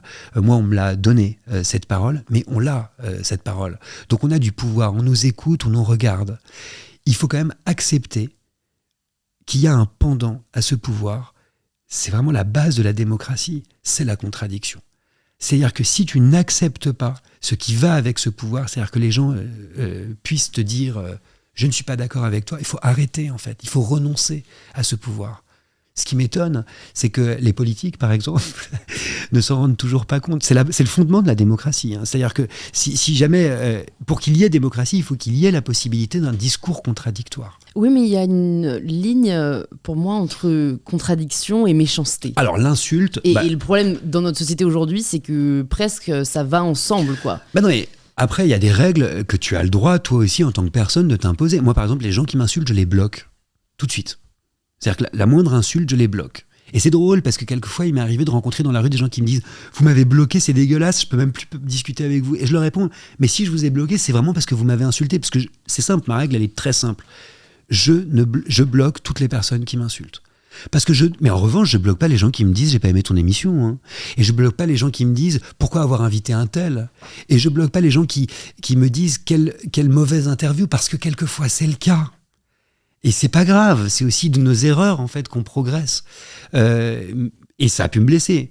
Mais en revanche, il faut savoir se protéger aussi. Moi, je te passe les insultes homophobes, les insultes terribles que j'ai pu recevoir. Là, ça ne méritait qu'un blocage en fait. Ouais. Tu vois, parce que j'ai pas envie en fait, parce que ma santé mentale et mon intégrité priment en réalité sur mon métier dans ce cas-là. Et je dis non en fait. Il faut qu'on soit quand même capable de dire non. Non, c'est sûr. Tu bloques personne, toi ? Si, j'ai bloqué en effet des personnes qui étaient beaucoup trop virulentes. Mais en fait, j'essaye en effet déjà de pas forcément regarder, d'accepter. Ma psy m'a dit ça une fois, elle me disait en fait, accepte de déplaire parce que ça veut dire que t'as de l'impact et que tu fais bouger les choses. Ouais. Et ça, je me demande, toi, quelle est ta philosophie par rapport à ça ? Je sais que t'es très engagée sur pas mal de sujets, notamment le féminisme, je t'en remercie, mais que je le ressens pas forcément dans tes interviews. Alors que par exemple, moi, c'est vrai que j'ai fait le choix, qui est un non-choix finalement, d'être totalement qui je suis dans tout ce que je fais. Et donc, mais je pense que j'ai pas de formation finalement de journaliste, de pas avoir de neutralité. Je suis pas objective. Toi, quel est ton positionnement par rapport à ça ? C'est difficile, je trouve, quand on est quelqu'un de naturellement engagé, de pas le faire ressentir dans l'art qu'on produit. Alors moi, je pense que je le fais ressentir. Je pense que je le fais ressentir à chaque fois, mais pour autant, tu touches à quelque chose de très juste. Je refuse de m'interdire certaines invitations. Et je refuse catégoriquement la notion de boycott, hein, on en parlait tout à l'heure. Je pense qu'au contraire, on peut avoir un dialogue. Et je me battrai toujours pour qu'on puisse dialoguer. Je me battrai toujours pour que même si tu n'as pas les mêmes idées que moi, on puisse en parler et surtout tu aies le droit de les dire. Parce que j'ai pas forcément la vérité et je suis capable d'en dialoguer. Après, il y a des sujets sur lesquels il n'y a pas de dialogue. La question du racisme, par exemple, la question de l'homophobie, la question, il n'y a pas de dialogue là-dessus. La haine, finalement. Voilà, exactement. mais souvent je m'entretiens quand même avec des gens qui sont quand même suffisamment intelligents pour entendre. Et d'ailleurs, moi je remarque que quand j'organise des débats, par exemple à la Grande Librairie, des gens qui sont très virulents, interviewés par certains, le sont beaucoup moins chez moi. Et tu te rends compte qu'ils sont capables de dialoguer, qu'ils sont capables de penser, qu'ils sont capables de réfléchir et d'accepter surtout les arguments des autres. Et ça, je trouve ça merveilleux en fait, de pouvoir donner la possibilité au dialogue de se produire. Parce qu'en réalité, le drame aujourd'hui, c'est quand le dialogue n'est plus possible. C'est ça en fait. Moi, ce qui m'inquiète terriblement, et ça vaut pour les télévisions, pour les radios, mais aussi pour les réseaux sociaux, pour des raisons d'algorithme en réalité. Bien sûr, des bulles de filtre. Voilà, c'est qu'on finit par ne plus dialoguer en fait. Mais tu vois, on en parlait, alors je crois qu'on en parlait en off avec Salomé Saké qui est venue la semaine dernière sur InPower. Donc j'en parle là parce que je suis curieuse d'avoir ton avis là-dessus. On se disait justement, tu sais, il y a une polémique parce que Hugo Clément est allé, j'allais dire à l'heure actuelle, non, mais juste à l'extrême, il est dans un rassemblement d'extrême droite pour parler d'écologie. Et en fait, je trouve le débat compliqué parce que j'entends les arguments des deux camps. C'est-à-dire que d'un côté, c'est vrai qu'il faut pas laisser... Il faut que l'écologie puisse être un sujet pour tout le monde. Et surtout, il faut dialoguer avec les extrêmes. Sinon, ils capitalisent là-dessus pour se victimiser et du coup prendre encore plus de place. De l'autre côté, est-ce qu'on a envie que l'extrême droite, qui prend déjà pas mal, enfin qui prend de plus en plus de place, rassemble encore plus de gens parce qu'ils se mettent à avoir des convictions écologiques et est-ce qu'on a envie de leur donner de la visibilité ? Enfin, tu vois ? Comment tu te positionnes par rapport à ça ? Est-ce que si toi, demain, t'as l'extrême droite qui vient te voir et qui te dit on aimerait parler de culture ou on aimerait organiser un événement à la Bibliothèque Sans Frontières pour en fait qu'on puisse démocratiser la culture à tous, qu'est-ce que tu dis ? Alors déjà, je pense que ça serait une décision de Bibliothèque Sans Frontières. Dès qu'ils me demandent de faire quelque chose, j'essaye de le faire. Mais là, je pourrais effectivement intervenir s'ils essayaient de me l'imposer en me posant les questions que tu te poses justement. Je pense que ta réponse, tu l'as. Ta réponse, c'est ton questionnement, c'est ton trouble. Et je pense que la décision que tu aurais prise justement, toi, elle aurait plutôt été négative en fait à t'entendre, précisément parce que tu as les deux points de vue et du coup, tu n'aurais pas pris le choix et tu aurais décliné gentiment cette invitation. Moi, j'entends les arguments d'Hugo Clément, qui par ailleurs est quelqu'un que je respecte énormément pour ses engagements, pour son travail. Hugo Clément, il a un combat, c'est un journaliste profondément conscient, profondément engagé et qui traite en fait de problématiques d'environnement et d'écologie de demain sur ce point. Moi, si tu veux, je traite de littérature. Et c'est important aussi de se souvenir de ce qu'on fait et de comment on le fait. Je crois que dans mon domaine, ce qui prime pour moi, c'est vraiment le service public. C'est-à-dire, ce qui prime vraiment, c'est de m'adresser au plus grand nombre par le prisme du service public. Parce que je m'inquiète de plus en plus de ces tribunes extrêmement idéologisées, de tous côtés, qui en réalité ferment le dialogue. Et je crois qu'au bout d'un moment, on pourra tous se retrouver sur le service public. Et donc, j'aimerais que ces dialogues aient lieu sur le service public, comme un lieu justement où on se retrouve, où on se rencontre. Et si tu veux, moi, la réponse à ta question, je la trouve dans les tribunes auxquelles je participe sur le service public. C'est là où ça doit se produire. Ouais, donc d'être vraiment apolitique finalement et de rassembler plutôt que de diviser. C'est ce que fait par nature le parti. Voilà, c'est ça. Et essayer de produire en fait ces dialogues, ces discours, ces conversations, mais vraiment dans un endroit où tout le monde peut se retrouver indépendamment d'une opinion ou d'une idéologie. Donc si on en revient un peu à ton parcours, donc là tu es journaliste, donc t'as commencé où ? T'as commencé à France 5 ? Non, j'ai commencé quand j'étais tout jeune, donc j'étais encore enseignant. J'ai commencé à piger pour le magazine littéraire et pour le L, en presse écrite et simultanément. Ce qui m'a donné une originalité, c'est que j'avais cette possibilité d'écrire des articles pour deux magazines qui n'avaient absolument rien à voir. Mais tu sais, c'était une autre époque. C'est-à-dire qu'à l'époque, t'envoyais ton CV, moi, ils voyaient mon CV, ils voyaient que j'étais normalien, agrégé, ils disaient « Ah bah bien sûr, écris-nous un papier ». Il y avait des pigistes un peu partout, les journalistes avaient du travail, on était très bien payés en réalité. Moi, je me souviens qu'une pige, c'était une fortune, tu gagnais 300 € pour 1500 signes à l'époque, donc t'imagines, 1500 signes, c'est rien, tu faisais 3 piges, tu pouvais déjà t'en sortir en tant que jeune, si tu veux, journaliste, c'était dingue, quoi. Donc j'ai commencé là-bas, et puis très vite, ce qui s'est passé, c'est que j'avais fait un stage à la radio quand j'étais plus jeune encore, quand j'avais 19-20 ans, à France Culture. Et on m'a rappelé pour faire des petites piges, là aussi, mais cette fois-ci, si tu veux, en tant que critique littéraire. Et j'ai commencé, donc du coup, dans une émission qui s'appelait Jeux d'épreuves de Joseph Massescaron. Et je donnais mon point de vue sur des livres, j'essayais de les contextualiser. J'étais jeune, si tu veux, chroniqueur. Et petit à petit, on m'a fait confiance. On m'a fait confiance en me confiant une émission sur France Inter qui s'appelait Toute première fois. C'était un été sur France Inter. Et tous les jours, j'interviewais un jeune artiste. Donc, si tu vois, par exemple, j'ai la première interview à la radio de Necfeu. Tu vois les trucs marrants, ah ouais, parce c'est que c'était une bonne l'époque. anecdote, putain, ouais, ça. tu vois, des trucs vraiment marrants à l'époque. C'était, je crois, pour un 995, tu vois, c'était Ouais. assez, c'est assez cool en fait quand tu regardes la programmation de l'époque. Et petit à petit, on m'a fait confiance et puis on m'a donné une très belle émission sur France Culture qui s'appelait Le Carnet d'Or, qui était une émission de littérature où je recevais 3 ou 4 écrivains, un petit peu ce que je fais aujourd'hui à la Grande Librairie, le dimanche après-midi. À 17h, je crois.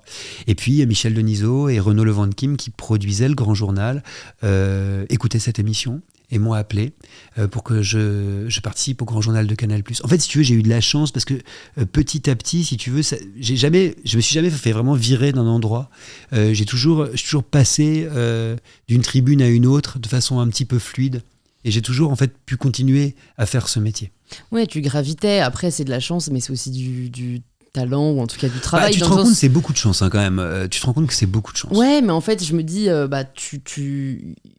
you went out there et t'as produit et donc en fait, t'as montré au monde ce que tu étais capable de faire et donc des gens l'ont entendu, l'ont apprécié et c'est ce qui a fait qu'après t'as évolué. Mais tu sais, parfois certaines personnes en fait attendent presque qu'on vienne toquer à leur porte en se disant mais pourquoi est-ce qu'on me repère pas ? Bah en fait, si jamais tu ne te mouilles pas, c'est sûr que ça va être difficile d'évoluer, quoi. Mais j'ai l'impression aujourd'hui, dans les CV que je peux recevoir, tu vois, de jeunes journalistes, au contraire, que c'est plus du tout la même époque et qu'aujourd'hui, il y a beaucoup de création, justement. Je suis frappé par l'esprit, justement, d'entreprise, de création de la plupart des jeunes journalistes qui ont des outils, évidemment, que nous, on n'avait pas. Hein. C'est-à-dire qu'ils font des montages, des vidéos, des sonores absolument dingues, des constructions, en fait, journalistiques qui nous envoient et qui, moi, me fascinent. Effectivement, de ma génération, c'est vrai qu'il fallait y aller, quoi. Ouais. Mais on avait la possibilité aussi d'être, tu vois, on se prenait pas des portes dans la gueule, en fait.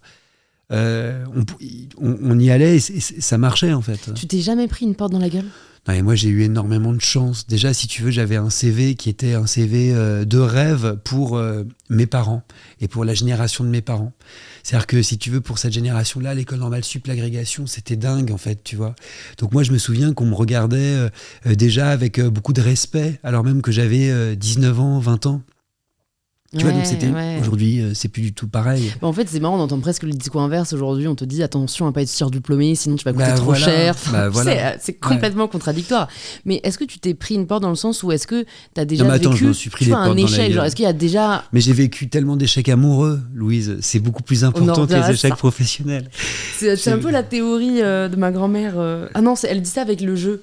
Les jeux de cartes. Si jamais t'as de la chance heureux en jeu, amour, voilà, c'est ça, malheureux en amour. Ouais. Toi, tu l'as un peu eu avec le travail. Non, mais j'ai pas gagné au loto non plus. Hein, mais... non, mais tu sers les autres et c'est tout aussi important. Oui. Donc, t'as jamais eu t'as pas de regrets professionnels ? J'ai un grand regret. C'est de... Mais il dépend pas que de moi. C'est mon expérience à Canal+. C'est que je suis rentré dans cette chaîne que je trouvais extraordinaire il y a une quinzaine d'années et j'y suis resté pendant 10 ans et petit à petit j'ai vu cette chaîne changer. C'est-à-dire que je suis rentré dans une chaîne qui n'avait rien à voir avec celle que j'ai quittée. Pour plein de raisons, des raisons de rachat, des raisons d'idéologie, des raisons de traitement en fait, du personnel, de l'information, du fait culturel, puisque c'est mon métier. Et je dois avouer que ça a été une très très grande déception. Et quand je suis parti d'un commun accord avec eux, j'en ai beaucoup souffert. Beaucoup. Parce que j'avais notamment produit éditorialement et animé une émission que je pensais être extraordinaire. Qui s'appelait 21 cm, qui était une émission de littérature. Et je crois que ça fait partie avec Boomerang et avec la Grande Librairie aujourd'hui, hein, parce que j'ai eu beaucoup de chance par la suite de pouvoir refaire une émission à la télévision, une émission littéraire qui n'a rien à voir, mais des plus grandes, des plus belles expériences intellectuelles et émotionnelles de ma vie. Et littéraire de ma vie, en fait. Pourquoi tu l'as appelé 21 cm ? C'est la taille d'un livre. C'est une blague aussi. D'accord, ok. Tu sais, à chaque fois, j'étais interviewé je vais te raconter des trucs marrants. À chaque fois, j'étais interviewé quand je l'ai sorti. Et nous, ça nous faisait marrer, mais on était un peu débiles. À Canal, on faisait ce qu'on voulait. Et je disais toujours, je vois pas du tout de quoi vous voulez parler. En tout cas, la seule chose que je peux vous dire, c'est que la littérature m'habite. C'est des trucs comme ça. Et les gens étaient hyper choqués, sans trop savoir. En plus, c'était une stratégie horrible parce que je mettais les gens hyper mal à l'aise en leur disant quoi.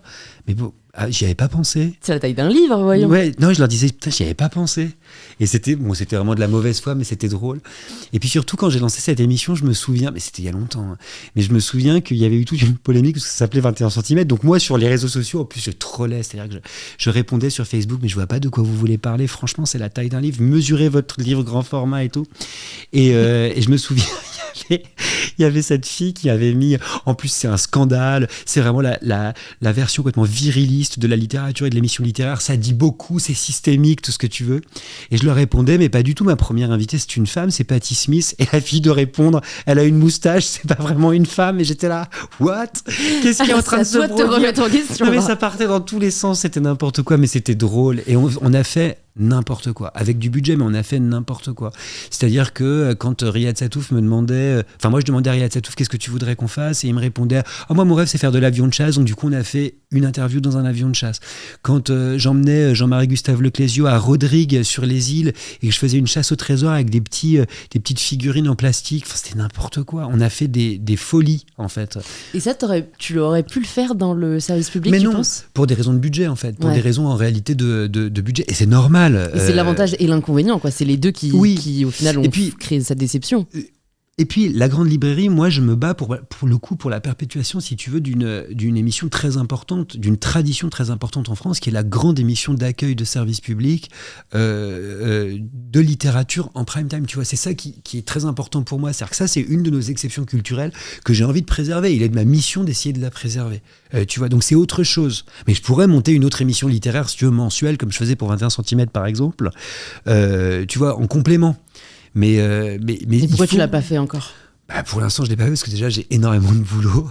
Et puis la Grande Librairie, reprendre la Grande Librairie, c'était monumental. Tu vois, ça a été un truc monumental. C'est énormément de taf, c'est une très grande responsabilité. C'est un nouveau métier quelque part à découvrir, un nouvel exercice aussi pour moi. Télévisuel comme je l'avais jamais fait, c'est de la télévision en direct, c'est de la télévision avec des écrivains. Tu sais que les écrivains sont pas forcément celles et ceux qui parlent le mieux. C'est vrai. Et c'est ça qui est merveilleux, c'est que du coup c'est une parole qui trébuche, qui tremble, beaucoup plus intéressante à mon sens que la parole du journaliste, la nôtre, la parole de l'expert ou la parole du politique, qui est une parole très suturée comme des points de suture. Là ça tremble, il y a des silences. Je m'en souviens parce que dans un je vais dire un podcast, mais bon, dans une émission de la Grande Librairie récente, enfin peut-être de début d'année dernière, où tu recevais entre autres Virginie Despentes avec d'autres auteurs, justement à un moment, je sais plus ce que tu lui dis, mais sur le fait qu'elle aime pas forcément s'exprimer, elle te répond pourquoi tu crois que j'écris? Ouais.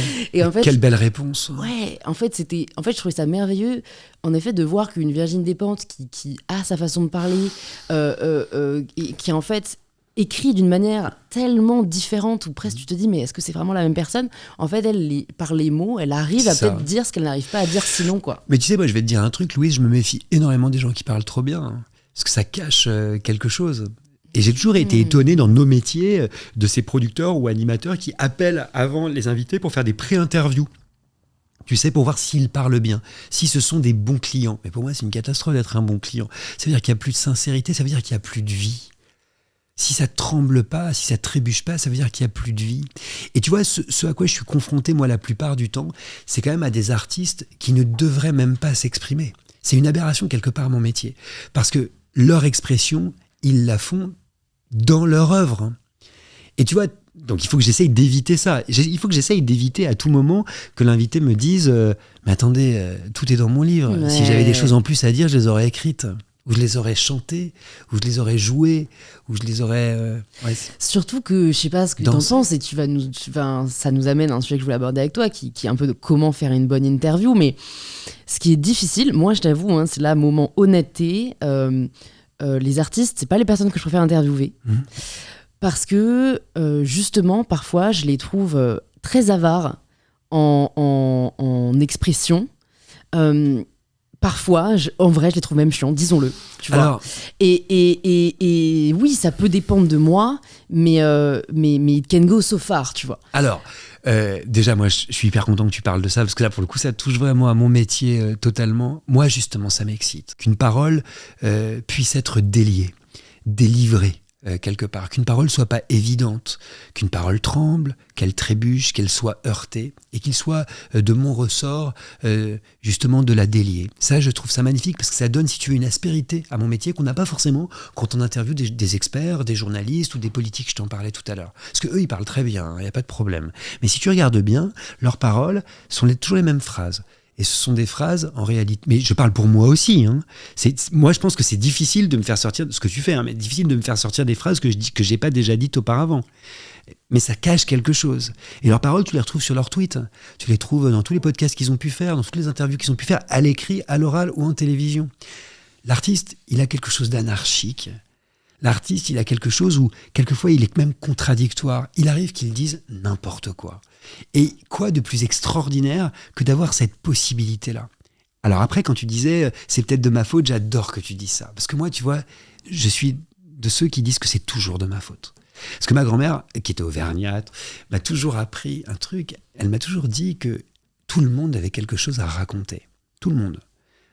Pas seulement les plus lettrés, pas les plus cultivés au sens élitiste du terme. Tout le monde. Et c'est vrai, on a tous rencontré quelqu'un dans notre vie, même qui n'a pas notre classe sociale, ou même quelqu'un qui est marginalisé, quelqu'un d'autre. Si tu prends le temps de l'entendre, de l'écouter, si tu arrives à trouver les mots pour que cette parole se délie, alors tu auras une vie en fait qui va s'ouvrir devant toi. Et c'est ces rencontres-là en fait auxquelles j'aspire, moi. Tu vois, c'est vraiment ça. Et donc, du coup, c'est mon métier. Mais des interviews ratées, j'en ai fait tellement. Et avec des artistes, je me mets tellement en danger. C'est une telle prise de risque. Mais c'est merveilleux. Et tu continues à aimer ça dans le sens où, je te rejoins totalement, pour moi, tout le monde a quelque chose à dire et tu sais, c'est beau, ces moments parfois en vacances, tu parles à des gens, tu les connais pas, tu sais pas ce qu'ils font, mais juste vous êtes reliés par une conversation. Mais en fait, j'ai l'impression de ma très petite expérience comparée à la tienne, qu'en fait, je sais pas, je pense notamment aux comédiens, parce qu'on revient de Cannes, en fait, ils peuvent être excellents. Tu vois, c'est pas une remise en question de leur talent. Ils peuvent être excellents derrière la caméra, ils peuvent être excellents en jeu. Mais quand tu veux avoir une conversation un peu profonde avec eux, c'est plus compliqué. Alors tu touches à un sujet que je trouve intéressant, qui est celui de la différence entre l'interprète et le créateur. Tu remarqueras souvent quand ce sont des comédiens qui sont également réalisateurs, ou quand ce sont des comédiens qui créent... même si, à mon avis, dans l'art d'incarner, il y a aussi quelque chose de l'ordre de la création, mais c'est pas toujours évident et il faut savoir aller le chercher. En tout cas, quand tu as des créateurs en face de toi, des artistes créateurs, c'est plus simple que quand tu as des artistes interprètes. Ça vaut pour les comédiens, mais ça vaut aussi pour les chanteurs. Tu vois, par exemple. Alors, t'as pensé à qui ? Non, mais c'est vrai que ce sont des questions qu'on se pose. En tout cas, moi, j'ai toujours dit, parce que je me souviens, il m'est arrivé d'avoir même des boss qui me disaient, mais toi, c'est génial quand t'interviews tel chanteur, telle chanteuse, t'as trop de la chance. Non, mais attendez, 45 minutes avec un chanteur qui a du mal à s'exprimer, qui n'a pas écrit ou composé la chanson, 45 minutes avec un comédien qui ne peut pas porter, par exemple, le sens politique d'un film ou d'une pièce de théâtre qu'il incarne pour autant, c'est pas évident. Et donc, c'est à moi d'aller chercher d'autres choses, justement. Mais c'est un boulot. En fait, ce que tu es en train de définir, c'est que c'est un travail, c'est que c'est un métier. Et que notre métier, il est difficile, en réalité. Moi, j'ai toujours l'impression que les gens me disent « Ah là, c'est merveilleux, on a l'impression que vous discutez entre vous, vous dialoguez. » Mais s'ils savaient le travail que ça représente en amont, le travail pour que la parole... pour que la conversation, pour que le dialogue ait un sens, parce que c'est quand même ça qu'on recherche, qu'à la fin de cette interview, t'aies appris quelque chose, ou tu te sois grandi un petit peu. C'est compliqué. Ouais, c'est tout l'enjeu parce que, personnellement, pourquoi moi j'ai créé ce podcast, c'est aussi parce que j'avais l'impression que dans les interviews traditionnelles, on n'avait plus d'âme, justement parce que c'était trop préparé. Alors, et tu vois, moi je sais que je m'interdis de regarder, je regarde certaines choses, je m'interdis de regarder d'autres, parce que si je te fais venir mais que je sais déjà toute ta vie, on va se faire chier. Tu vois, je vais pas être surprise parce que tu vas dire, je vais pas être touchée parce que tu vas me révéler. Donc, tu vois, moi, et c'est intéressant d'avoir toi ton avis. Et comment, par exemple, question corollaire, c'est comment tu préparais notamment un Boomerang, tes interviews, que tu en avais une tous les jours. J'imagine que tu peux pas être surpréparé tous les jours. Enfin voilà, quelle est ta philosophie par rapport à ça ? Moi perso, j'appartiens plutôt à l'école d'arriver avec une curiosité naturelle qui, je le crois, peut mener aux plus belles conversations. Mais Louis, ça n'empêche pas la préparation. Et si tu regardes bien cet entretien que tu mènes brillamment depuis le début, il est nourri en fait de lecture et d'écoute que tu as pu avoir de préparation à ton travail et à cette interview. Tu as cité tel article où j'étais interviewé, tel podcast que j'ai écouté, que tu as écouté, que j'ai pu mener. Telle émission de télévision de la Grande Librairie, par exemple. Donc, en fait, si tu veux, ça n'empêche pas la curiosité. Moi, je vais te dire, la vérité, c'est que pour moi, une interview, ça doit se préparer en profondeur, tu dois être extrêmement précis, extrêmement pointu, tu dois même avoir des questions qui sont écrites. Elles peuvent être dans ta tête, hein, mais tu peux les avoir, en fait, tu dois les avoir. Et en réalité, tu ne vas pas toutes les poser, tu vas en poser peut-être un 10e. Ça sera le bordel, et c'est tant mieux. Mais il faut que tu partes d'un point et que tu arrives à un autre point. Parce que c'est seulement, si tu veux, dans ce chemin que tu pourras, en tant qu'auditeur, qu'un auditeur pourra en fait apprendre quelque chose, tu vois, et avoir compris quelque chose. Tu sais à l'avance à quel point tu veux l'amener ? Je sais ma première question, je sais ma dernière question. Et je vais même aller plus loin, je sais ma première question et je sais la dernière question de ma première partie. Ensuite, je sais la première question de ma deuxième partie et la dernière de ma deuxième, première de la troisième et dernière de la troisième. Et la première question, la toute première question et la toute dernière question se répondent. C'est-à-dire que ce sont des boucles. C'est beau, mais je trouve que c'est aussi dommage à la fois parce que du coup, j'ai l'impression que il y a une forme d'instrumentalisation. Non, parce qu'à l'intérieur... tu sais déjà la dernière question, tu sais où tu veux l'amener, donc tu sais ce que tu veux lui faire dire. Non, parce qu'à l'intérieur, c'est le bordel et que mes questions sont ouvertes. C'est-à-dire qu'en fait, si ma question, c'est qu'est-ce que vous trouvez beau, tu conviendras qu'elle est tellement ouverte qu'en réalité, c'est pas de la grande manipulation. C'est au contraire, tu vois, quelque chose... Voilà, je te l'admets, mais moins manipulateur que ce que j'imagine. Mais par exemple, si tu veux, cette question-là, à la limite, qu'est-ce que vous trouvez beau ? C'est une question que je pourrais poser à n'importe quel artiste. Mais par exemple, si tu veux, j'interviewe Soulage... et donc il y a le grand artiste du noir et je sais qu'à la fin de ma première partie je vais lui demander mais qu'est-ce qu'il y a dans le noir, tu vois. C'est une question que je lui pose à lui, mais c'est une question très ouverte, il peut répondre à peu près ce qu'il veut, mais je sais que je vais vers là.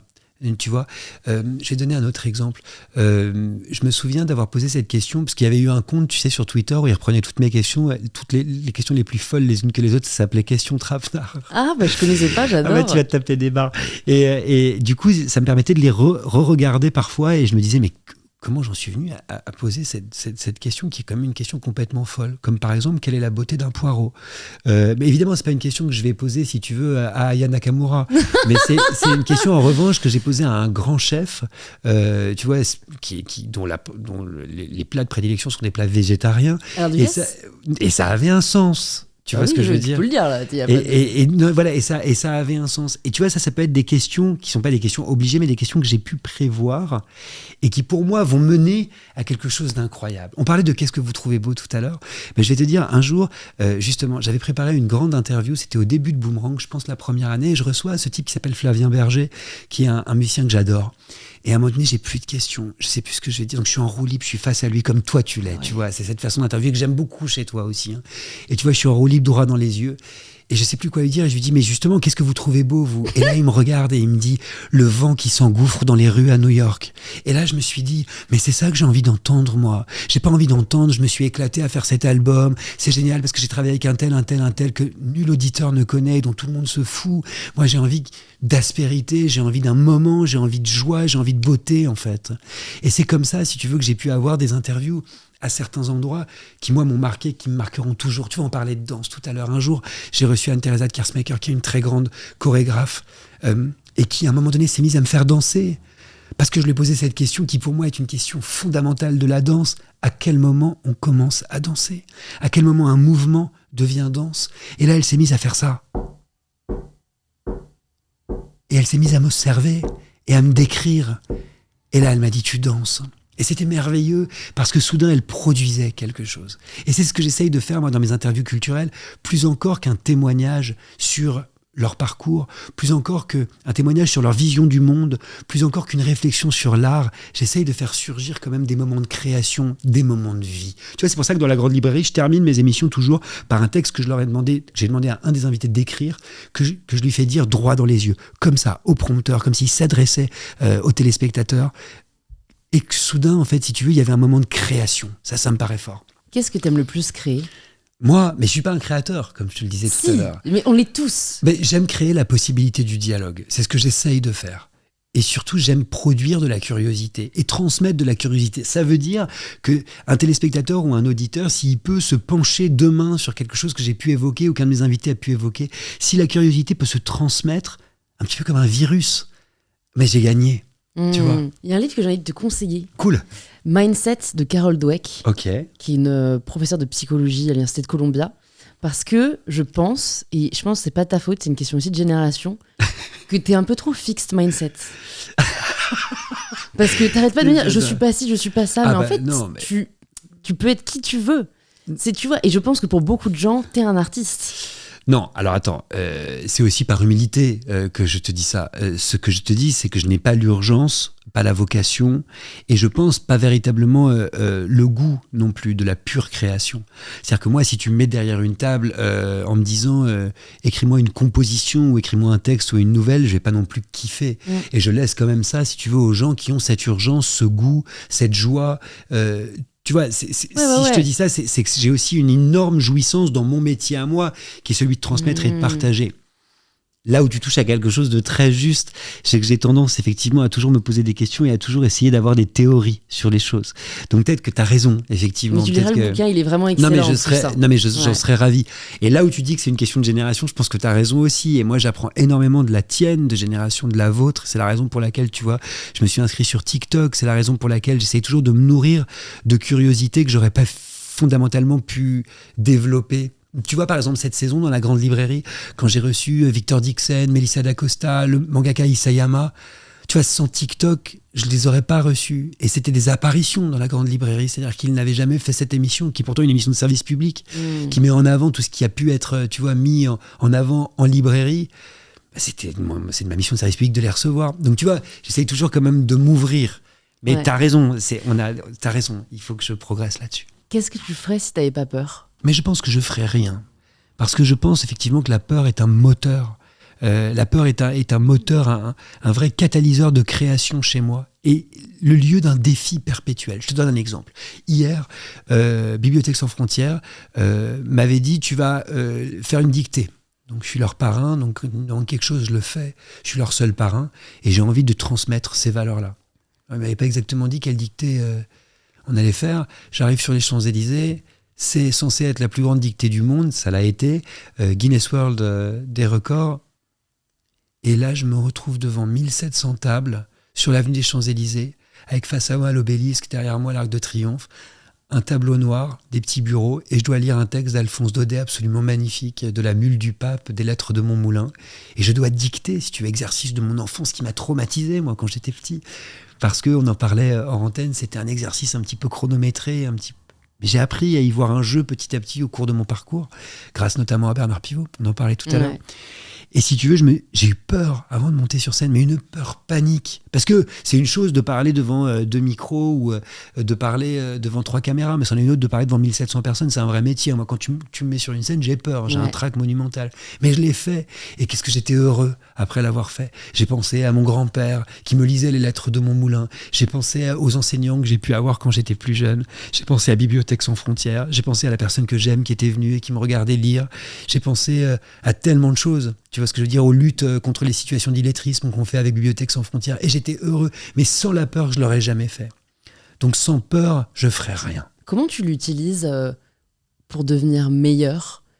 Je veux dire, tu vois, mine de rien, tu as dû avoir peur quand tu as repris la grande librairie. Parce que, comme panique, tu veux pas savoir. C'est un monument. Tu veux pas savoir. Tu as le poids de la tradition, de la transmission, qui est énorme. Ouais, et puis surtout, dans le métier de journaliste, j'ai fait quelque chose de très dur, c'est-à-dire reprendre l'émission que quelqu'un avait créée et animée depuis 14 ans. Donc, si tu veux, c'est pas Bernard Pivot ? La Grande Librairie, c'est François Bunel qui l'a créée. Donc la Grande Librairie est une héritière, si tu veux, d'Apostrophe et de Bouillon de Culture, mais c'est quand même une émission qu'il a créée, François Bunel. Et magnifique, parce que si tu veux une émission qui tient 14 ans, c'est une émission importante, si tu veux, tu vois. Donc ça remplit une mission de service public, mais quand même, il faut la tenir pendant 14 ans. Et donc chapeau à lui, vraiment. Donc quand il est venu me chercher, j'ai dit oui, sous forme de défi, avec une peur panique au ventre, une peur qui ne m'a pas quitté pendant au moins 5 mois. C'est-à-dire qu'il faut savoir que j'arrivais sur le plateau avec la peur au ventre. Parce que je voulais déjà le rendre fier, lui faire se dire qu'il ne s'était pas trompé en me choisissant. Je voulais trouver ma place, comprendre le rythme, mettre en avant les librairies indépendantes, on en parlait, mettre en avant les écrivains, les éditeurs aussi, parce que c'est important, c'est aussi un monde, l'édition qu'il s'agit de défendre, une exception française qu'il s'agit de défendre. Puis moi, j'avais peur, si tu veux, j'ai été mis en pâture, 1h30 avec des écrivains, c'est dur. Et puis petit à petit, j'ai trouvé mon rythme, et surtout, à partir de janvier, on est passé en direct, et là, je me suis éclaté, parce que j'ai pu faire, tu vois, j'ai pu me lâcher. Mais c'est un apprentissage, si tu veux, et je sais pas pour toi, mais on progresse aussi. On progresse tout le temps. Et tu progresses que par la pratique ou tu progresses par d'autres moyens ? Moi, je progresse surtout par la pratique. C'est-à-dire que je progresse tout le temps dans le sens où la curiosité, si tu veux, c'est comme un muscle, quelque part, si tu veux, qui se travaille, tu vois. Et donc, plus je suis curieux et plus aussi j'apprends, le savoir aussi. C'est-à-dire que je continue à apprendre tout le temps. Mais je progresse surtout par la pratique. C'est pour ça qu'une quotidienne, c'est plus facile qu'une hebdo ou qu'une mensuelle dans nos métiers. Parce que la quotidienne, si tu veux, t'as pas le temps de te poser de questions, t'es déjà au lendemain, et puis tu corriges petit à petit des fautes que tu fais beaucoup plus rapidement. C'est vrai. Toi, t'en fais combien les podcasts par... J'en fais un par semaine. Un par semaine, ouais. Une vidéo YouTube par semaine. Ouais, c'est ça. Et Insta un peu tous les jours, mais toi aussi. Et c'est vrai que j'ai remarqué souvent ça. Les gens me demandent pourquoi tu fais pas moins. Mais c'est en fait, si je fais moins, et ben en fait, je me prends beaucoup plus la tête sur ce que je vais sortir. Et en fait, j'y prends pas forcément plus de plaisir, au contraire. Donc, ouais, et puis le cadre aussi, la contrainte te permet une grande liberté aussi. C'est assez étrange, mais tu verras que si jamais tu passais en quotidienne, tu progresserais aussi à une vitesse folle, quoi. Quelle est la différence de préparation que tu as eue entre Boomerang, La Grande Librairie et 21 cm? Alors, 21 cm, j'ai toujours fait, c'est une mensuelle, j'ai toujours fait en parallèle d'autres émissions, que ce soit de Boomerang, que ce soit du Grand Journal, que ce soit... Donc, je te parlerai plus de La Grande Librairie et Boomerang. En fait, si tu veux, moi, mon métier, c'est toujours le même dans le sens où je travaille énormément chez moi, je lis énormément. À l'époque de Boomerang, j'allais aussi voir des films, j'écoutais de la zik, j'allais voir des spectacles tout le temps, j'allais voir des spectacles de danse, j'essayais, de prendre en compte, d'embrasser tous les arts. Ma passion, ma vie, c'est la littérature, je viens de là. Donc si tu veux quelque part revenir à la Grande Librairie, c'était une joie dingue, parce que c'était revenir à mes vieilles amours. Mais du coup, ça veut dire avaler beaucoup plus de livres. Après, pour moi, c'est assez simple, parce que je fais que ça. C'est-à-dire qu'en gros, si tu veux, à part le mardi, où je vais au bureau pour travailler avec toute l'équipe, et le mercredi où j'enregistre, donc je suis avec eux aussi pendant toute la journée, le reste du temps, tous les autres jours, et week-end compris, je lis chez moi. Mais moi, si tu veux, le lundi, le jeudi, le vendredi, le samedi, le dimanche, franchement, entre 8h du mat et 22h, tu me vois lire, quoi. Là, je lis tout le temps, et quand tu lis tout le temps, t'as le temps. Tu vois ce que je veux dire d'avaler énormément de livres. Mais en même temps, c'est une telle joie. Et ça doit être dur quand même de... Enfin, j'imagine qu'aujourd'hui, t'es quand même très sollicité, tu as pas mal de propositions, enfin là, tu en fais un podcast. Est-ce que tu t'astreins, je sais pas, un nombre maximum de sollicitations auquel tu dis oui, parce qu'en fait, sinon, très vite, t'as plus le temps de lire. Tu vois. Déjà, je pense que t'as pu le sentir, j'ai un petit caractère. La gentillesse, c'est, à mon avis, mon plus gros défaut, parce que je me fais un peu marcher dessus depuis que je suis né. Et c'est assez facile, à mon avis, de prendre le dessus sur moi. Mais pour autant, je fais vraiment ce que je veux. Et j'ai la chance et le privilège de faire ce que je veux. Donc de pouvoir dire non. Et de plus en plus. Et j'aime pas qu'on me fasse chier. C'est marrant parce que tu vois, j'aurais pas dit que t'avais un petit caractère. Ah, c'est vrai. Je te trouve adorable. Ah, c'est cool. Ah ouais. Tant mieux. Même à un moment, je voulais te demander, mais je me suis dit, bon, ça va être bizarre comme question, mais est-ce que parfois t'aimes pas les gens? Ou est-ce que parfois il y a des gens qui t'aiment pas? Parce que vraiment. Alors, déjà, il y a évidemment plein de gens qui m'aiment pas et encore heureux. Est-ce que parfois j'aime pas les gens? Moi, c'est pas une question que je me pose. En fait, si tu veux, comme je te le disais en parlant de ma grand-mère qui me parlait du fait que tout le monde a quelque chose à dire et à raconter. Et dans cette idée dont on parlait aussi tout à l'heure d'être meilleur, de progresser, de m'augmenter, d'être plus grand que moi, c'est quelque chose que je m'interdis, en fait, de ne pas aimer les gens. En revanche, il m'arrive d'avoir des heurts avec certaines personnes. Mais je ne suis pas quelqu'un de très rancunier, déjà. Et surtout, je crois beaucoup à la deuxième chance. Ouais. Beaucoup. C'est très important. Heureusement, en fait. Ça se perd. Et je refuse, en fait, que les choses soient figées, que le monde soit figé. Après, il y a des gens avec qui je suis en désaccord. Est-ce que pour autant, je ne les aime pas? Je trouve que, j'accorde trop de valeur au verbe aimer pour aller dans pour aller dans ton sens, en fait. J'aime pas quelqu'un, c'est une phrase qui m'a toujours beaucoup heurté, en fait. Ça veut dire quoi? Ça veut dire que c'est figé, ça veut dire que c'est fixe, ça veut dire qu'il y a une possibilité de non-retour. Non, mais en fait, t'as raison, je pense que le problème, c'est le terme aimer. C'est plutôt apprécier qui serait juste. Ah bah ouais, mais il y a plein tu de vois gens que j'apprécie pas. Voilà. Mais tu sais, Tu vois quand on fait une quotidienne dans mon métier, la question est, heureusement, c'est pas est-ce que t'aimes un artiste Ouais, que c'est t'invites. Parce que sinon, en fait... T'as bah, fait le tour, quoi. Bah ouais. En revanche, qui est intéressant Voilà, en c'est réalité, qui a des choses à dire, qui a des choses à raconter, et tu peux ne pas être d'accord, qui a des choses à dire sur le monde d'aujourd'hui, parce que la culture, on le disait tout à l'heure, c'est aussi une vision du monde, c'est aussi des valeurs, des choses en fait, si tu veux, qui se disent sur aujourd'hui. La culture, les arts sont imprégnés d'aujourd'hui, et du coup, ils proposent une lecture du monde. C'est ça que je trouve fabuleux, moi. Ça, je trouve passionnant. Est-ce que tu peux nous partager le souvenir d'une interview qui, à ton sens, était ratée ? Et pourquoi ? Alors, je vais te surprendre, en fait. Ce sont des interviews qui sont passées totalement inaperçues. Ce sont des interviews dont les gens se sont dit, en sortant, « Oh bah ouais, c'était super, c'était bien, il s'est rien passé. » Ça m'est arrivé plusieurs fois. Ça m'est arrivé, là j'ai le souvenir, et je peux le dire parce que par la suite j'ai fait des interviews extraordinaires avec lui. Je crois que la première interview que j'ai faite de Pierre Niney, c'était une interview hyper dure parce qu'en fait, je pense qu'on était un peu stressés tous les deux, c'était à la radio, et je me souviens qu'il avait répondu à des questions de façon assez mécanique, en fait, si tu veux. Et on parlait tout à l'heure de comédiens, c'était une façon très mécanique. Alors en plus, Pierre s'exprime extrêmement bien, donc si tu veux, au terme de l'interview, les gens me disaient « Ah, c'était super ». Et moi, il y avait quelque chose qui me dérangeait, et quand je l'ai écouté, je me suis rendu compte qu'on n'avait rien dit, qu'on s'était rien dit. Pire, je lui avais posé des questions sur lui en tant que comédien de théâtre, en lui disant mais c'est super que tu puisses faire, enfin c'est intéressant, pardon, je ne m'intéressais pas à lui comme ça, parce qu'on était quand même sur la radio publique. Je lui disais ce que je trouve intéressant dans votre travail, Pierre Niney, c'est aussi que vous êtes à la fois à la Comédie Française et en même temps au cinéma, et que vous pouvez concilier les deux. Dans quelle mesure est-ce que c'est un problème pour la Comédie Française ? Et là il m'avait répondu en me disant mais c'est super, il me laisse le choix. Et tiens-toi bien, l'après-midi, il annonce qu'il quitte la Comédie Française. Et j'ai pas pris mon téléphone, et j'aurais dû, pour dire attendez, l'exclu quoi, t'aurais pas pu me lâcher l'exclu. C'est même pas l'exclu, c'est que ça veut dire que l'interview est caduque. À partir de tu vois, l'interview n'a plus d'intérêt. Je n'en ai pas voulu, parce que je pense que c'était un secret qu'il devait garder jusqu'à une certaine heure et tout. Mais si tu veux, ça, c'est un exemple d'interview qui n'était pas bonne. Mais je pourrais te citer, et c'est marrant, des interviews, par exemple, qui se sont mal passées, mais qui pour moi sont des interviews extraordinaires. L'interview que j'ai faite par exemple en direct avec Brigitte Fontaine, où elle veut se barrer au milieu de l'interview, où je lui demande qu'est-ce que c'est qu'être féministe, elle me répond quelqu'un qui n'est pas québécoise, où là je me dis mais qu'est-ce que ça veut dire, où on est, c'est un moment INA, c'est un moment d'archive. Un moment INA, c'est un le moment mec INA. s'est projeté. Tu te dis attends, c'est un truc de fou qui est en train de se produire, où je te dis pendant le disque je suis obligé de la tenir parce qu'elle veut se barrer, et à la fin de l'interview, pour te dire à quel point l'interview est géniale pour moi, elle veut rester. Donc ça veut dire que j'ai réussi petit à petit dans l'interview que j'ai faite avec Nanni Moretti, où il commence en me disant ça n'a aucun intérêt la question que vous me posez, mais c'est pas du tout un film sur le latin. Je lui dis je sais, mais j'essaye de vous faire dire des choses petit à petit, et puis au fur et à mesure il est content de l'interview, au fur et à mesure il se passe quelque chose, au fur et à mesure il est intéressé, et là il produit une interview magnifique, mais ça prend du temps. Avec Bakri, où Agnès Jaoui est obligée de lui taper sur l'épaule à un moment en lui disant hey, Jean-Pierre, calmos là, parce qu'il était tellement agressif, mais en même temps il se passait quelque chose. Je suis sorti en larmes de cette interview, tellement j'avais travaillé, tellement pour moi c'était injuste, parce que je l'adorais, Jean-Pierre Bakri, je l'adore toujours d'ailleurs, feu Jean-Pierre Bakri. Mais tu vois, ça c'est des interviews, on pourrait croire qu'elles se sont mal passées, mais pour moi en fait elles se sont très bien passées, parce qu'il s'est produit quelque chose. Et on s'en souviendra, et toi t'as vécu un et des moment, interviews quoi. Comme celle, la première que j'ai faite avec Pierre Niney, j'en ai eu plein, hein, tu vois, j'en ai eu plein d'interviews où il se passe rien, mon échec.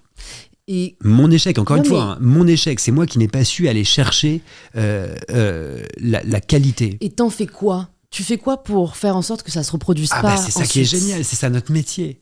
C'est d'arriver à couper.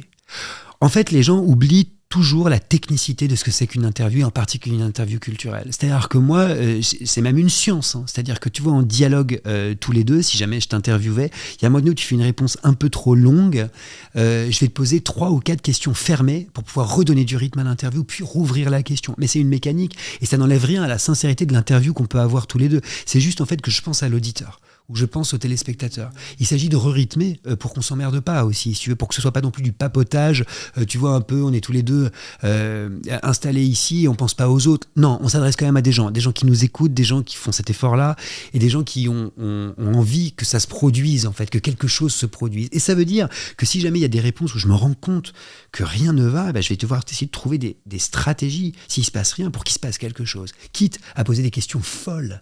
D'où ces questions-là, justement, les questions que ce Twittos avait appelé questions trapenard, d'où ces questions en fait qui surprennent. Quelle est la beauté d'un légume? Celle-là, je l'avais préparée, mais il y en a plein que je prépare pas. Qu'est-ce qui vous fait jouir un jour Je pose cette à qui question à Lydie Salver, qui, par ailleurs, ça avait un sens puisqu'elle avait écrit de la littérature érotique. Hein. D'accord. Mais puis surtout, tu t'adresses pas aux gens dans la rue en leur disant bonjour, qu'est-ce qui vous fait jouir ? Bah non. C'est-à-dire qu'une question, ça se prépare. Une question, ça ne va pas sans celle qui la précède et celle qui la suit. C'est ça qui est génial dans notre métier. Mais c'est un boulot, c'est une mécanique et on apprend petit à petit aussi. Et tu le sais, parce que tu le vois toi aussi. Bah non, mais en fait, tu es tellement plus expérimenté que moi. Et puis, en fait, je trouve que j'aime bien les journalistes, en effet, qui ont... Enfin, tu vois, t'es pas substituable. Mais les gens aujourd'hui te choisissent. Enfin, tu vois, par exemple, t'as fait toutes les interviews pour Brut. Ouais. Tu me diras comment t'en es arrivé là, mais au Festival de Cannes, moi, j'avoue, mais c'était de la jalousie très bien placée, mais je me disais, il a tout le monde. T'as eu toutes les grandes têtes d'affiche tu vois, de Cannes. On te veut attends, pour une raison. Déjà, tu j'ai vois 15 ans de plus que toi. Non, mais en plus, c'était même pas par rapport à moi, mais je me disais juste, genre, c'est trop bien. En plus, je t'aime bien. Donc, tu vois, c'était vraiment, mais je me disais, voilà, c'est normal, Augustin. On l'a pas mis par hasard. C'est ça que j'aime bien, tu vois. Alors, je pense qu'il y a toujours du hasard, je pense qu'il y a toujours de la chance, et on en a parlé tout à l'heure. Il y a toujours des choses que tu maîtrises pas et qui te sont données, des privilèges qu'il s'agit aussi de remettre en question tout le temps. Donc ça, déjà, c'est un point. Le deuxième point pour Brut, en fait, c'est très simple. Renaud Leventkin, qui est le fondateur de Brut, était le fondateur du Grand Journal. C'est-à-dire, c'est mon grand producteur de toujours. C'est lui qui m'a fait commencer la télé. Et quand je suis parti de Canal, on en parlait tout à l'heure, il m'a appelé pour me dire, viens sur Brut, je te fais faire n'importe quoi, mais j'ai envie que tu sois avec nous.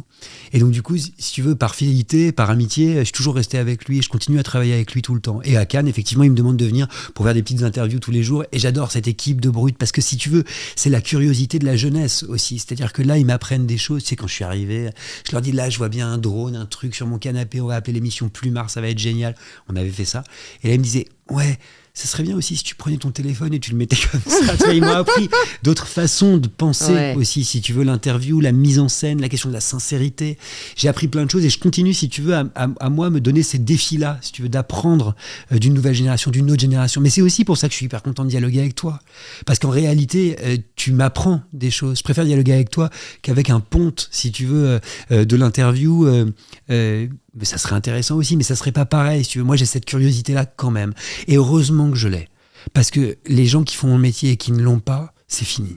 C'est sûr, mais ça pose une autre question qui me travaille aussi en ce moment, qui est de savoir à quel point on doit saisir toutes les avancées. Et en fait, je sais pas, tu vois, j'ai déjà l'impression, je te dis à 25 ans parfois, d'être en mode conservatrice, mais tu sais, voilà, on a dû s'adapter à des nouveaux réseaux sociaux comme TikTok. Aujourd'hui, t'as l'intelligence artificielle qui arrive. Et en fait, j'ai peur, moi, d'avoir aujourd'hui le comportement qu'ont des personnes plus âgées que moi, qui est de dire oh ça c'est pas pour moi ou ça durera pas, et donc d'un côté je me dis ok, il faut peut-être que je le saisisse et que j'utilise ce moyen qui au final peut m'aider à arriver à ma fin, mais c'est un peu dur de savoir. Et toi t'as vu toute la génération internet arriver. Qu'est-ce que tu saisis? T'as raison. Non mais c'est vrai, j'avais pas internet à 16 ans par exemple. Non mais c'est intéressant parce que ça produit t'as vu aussi l'évolution des médias. Bien sûr, tu vois, qu'est-ce qui a j'ai eu mon que premier email à 16 ans. donc quand même, t'es pas la génération de mes parents, je te rassure, mais tu vois, t'as quand même... Qu'est-ce qui a fait que tu te sois dit ça je le prends et ça je le laisse de côté? Mais déjà, quand on a cette façon d'être et de penser qui est la mienne, qui est celle souvent des chercheurs, qui est celle souvent des universitaires, puisque c'est ma formation, on est moins du côté de la formule lapidaire, comme je te le disais, que du questionnement. Donc du coup, on essaye toujours de s'interroger, de regarder ce qui se fait, et c'est toujours intéressant. Il y a un moment donné, si tu veux, TikTok par exemple, on peut faire semblant que ça n'existe pas. Pour moi, c'est une faute professionnelle quand on fait mon métier. C'est une faute professionnelle. C'est-à-dire de considérer en fait que le hashtag BookTok n'existe pas. Franchement, les gens qui ont pu me reprocher d'en être, j'ai envie de leur dire tant pis pour vous. J'ai pas le temps en fait. Tu vois, ceux-là même qui s'étonnent que leurs enfants sur les réseaux sociaux lisent un livre qu'ils ont vu apparaître sous le hashtag BookTok. Tu vois, je veux dire, il y a une forme de déni qui me paraît très inquiétant et que j'associe pour le coup à une autre génération qui est une génération qui refuse la curiosité. Pour moi, c'est ça en fait la connerie de la vieillesse. C'est ce moment où tu arrêtes en fait de te remettre en question, que tu arrêtes de regarder ce qui se fait, où tu arrêtes d'être curieux. Donc déjà, ça c'est la première chose. Après, tu passes toujours à côté de plein de choses. Hein. Mais moi, je dis pas, si tu veux, que je valide tout. Je dis que je m'interroge sur tout. Par exemple, la question algorithmique me passionne. On l'a un petit peu abordé tout à l'heure. Si tu veux, pour moi, en fait, il devrait y avoir des usages, des guides d'usage, une responsabilité et une responsabilisation de la part de tous les personnes en relation avec la jeunesse, que ce soit au sein de la famille, au sein de l'éducation nationale, au sein des pairs, en fait, toi, moi, pour éduquer à ce que c'est qu'un algorithme. Il devrait y avoir un cours d'algorithme à l'école dès le plus jeune âge, pour qu'on comprenne dès le départ en fait ce que c'est qu'un algorithme, comment ça t'induit à penser exactement, à ne pas te remettre en question en fait, à être avec des gens qui pensent comme toi, avec tous les dangers que ça peut comporter, comment on peut te manipuler justement. Et augmenter de façon vraiment multipliée, tu vois, cette manipulation.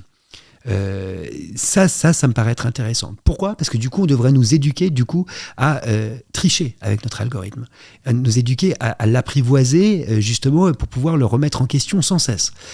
Moi, par exemple, si tu veux, bon, après c'est pas difficile, hein, j'ai 44 ans, sur TikTok, la plupart ont 18 ans, donc déjà ils sont loin de moi, si tu veux. Mais tu vois, je me force par exemple à aller voir tel contenu, pour essayer, si tu veux, de m'ouvrir. Parce qu'en fait, sinon, tu ne t'ouvres pas, tu vois, et tu repars en fait dans une sorte de tunnel avec des gens qui pensent que comme toi. Mais attends, mais les implications que ça a pu avoir en termes politiques sur Facebook, par exemple, ça a été monumental. C'est terrible. Mais c'est terrible, tu vois. Et pourquoi ? Parce qu'on n'a pas de cours qui nous expliquent ça dès le plus jeune âge. C'est la première leçon qu'on devrait avoir sur les réseaux sociaux. Ouais. Attention, c'est un algorithme. Ouais, et puis un cours d'esprit critique aussi. Moi, je trouve que ça manque cruellement.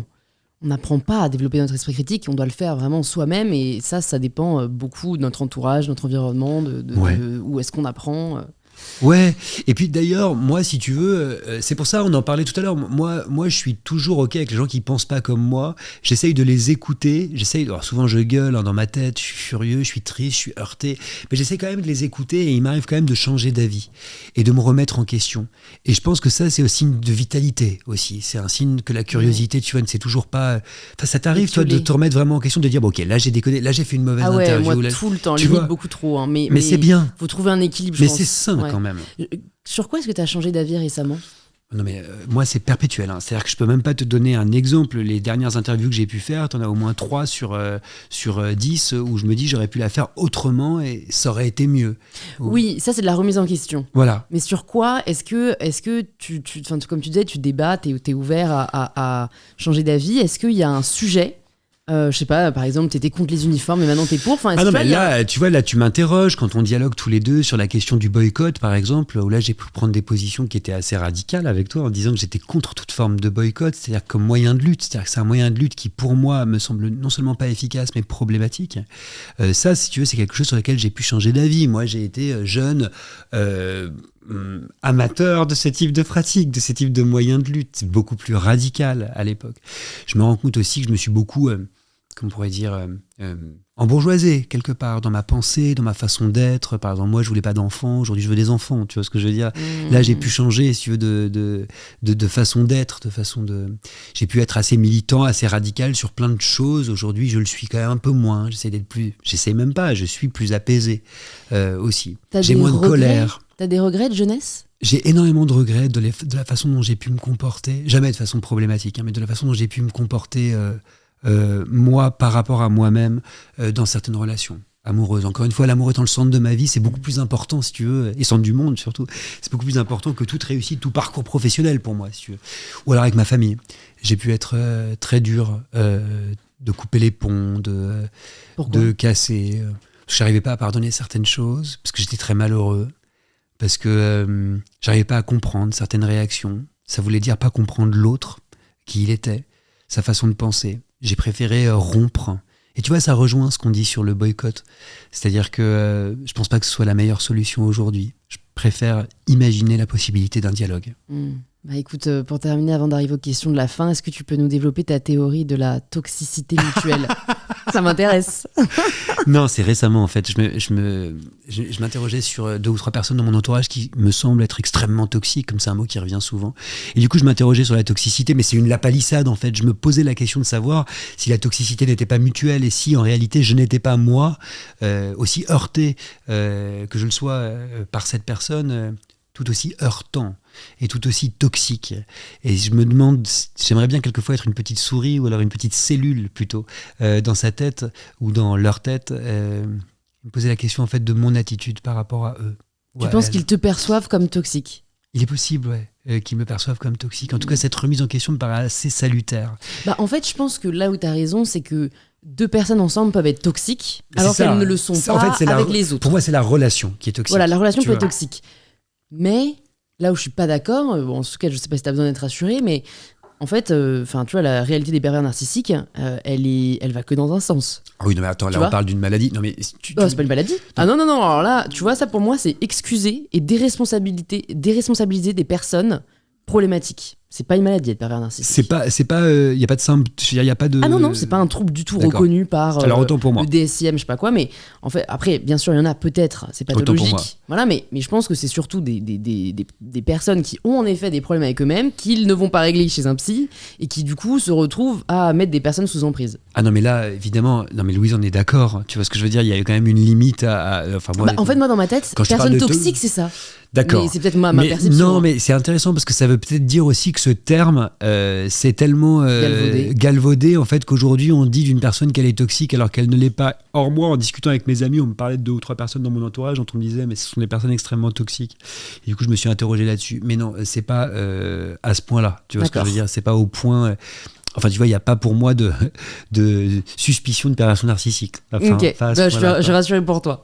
Mais c'est des personnes qui plutôt quoi parce qu'il y a un vrai truc aussi, je sais pas si tu l'as déjà eu, mais... Mes ex, mes personnes de ma famille, tu vois, des amis. Mais ou comment des- tu repères, en fait? Quels sont le les mal, symptômes? Au mal que je peux éprouver en leur présence, au mal, au regret, à la violence Ah oui. aussi, tu vois, que je peux m'imposer moi devant ces personnes.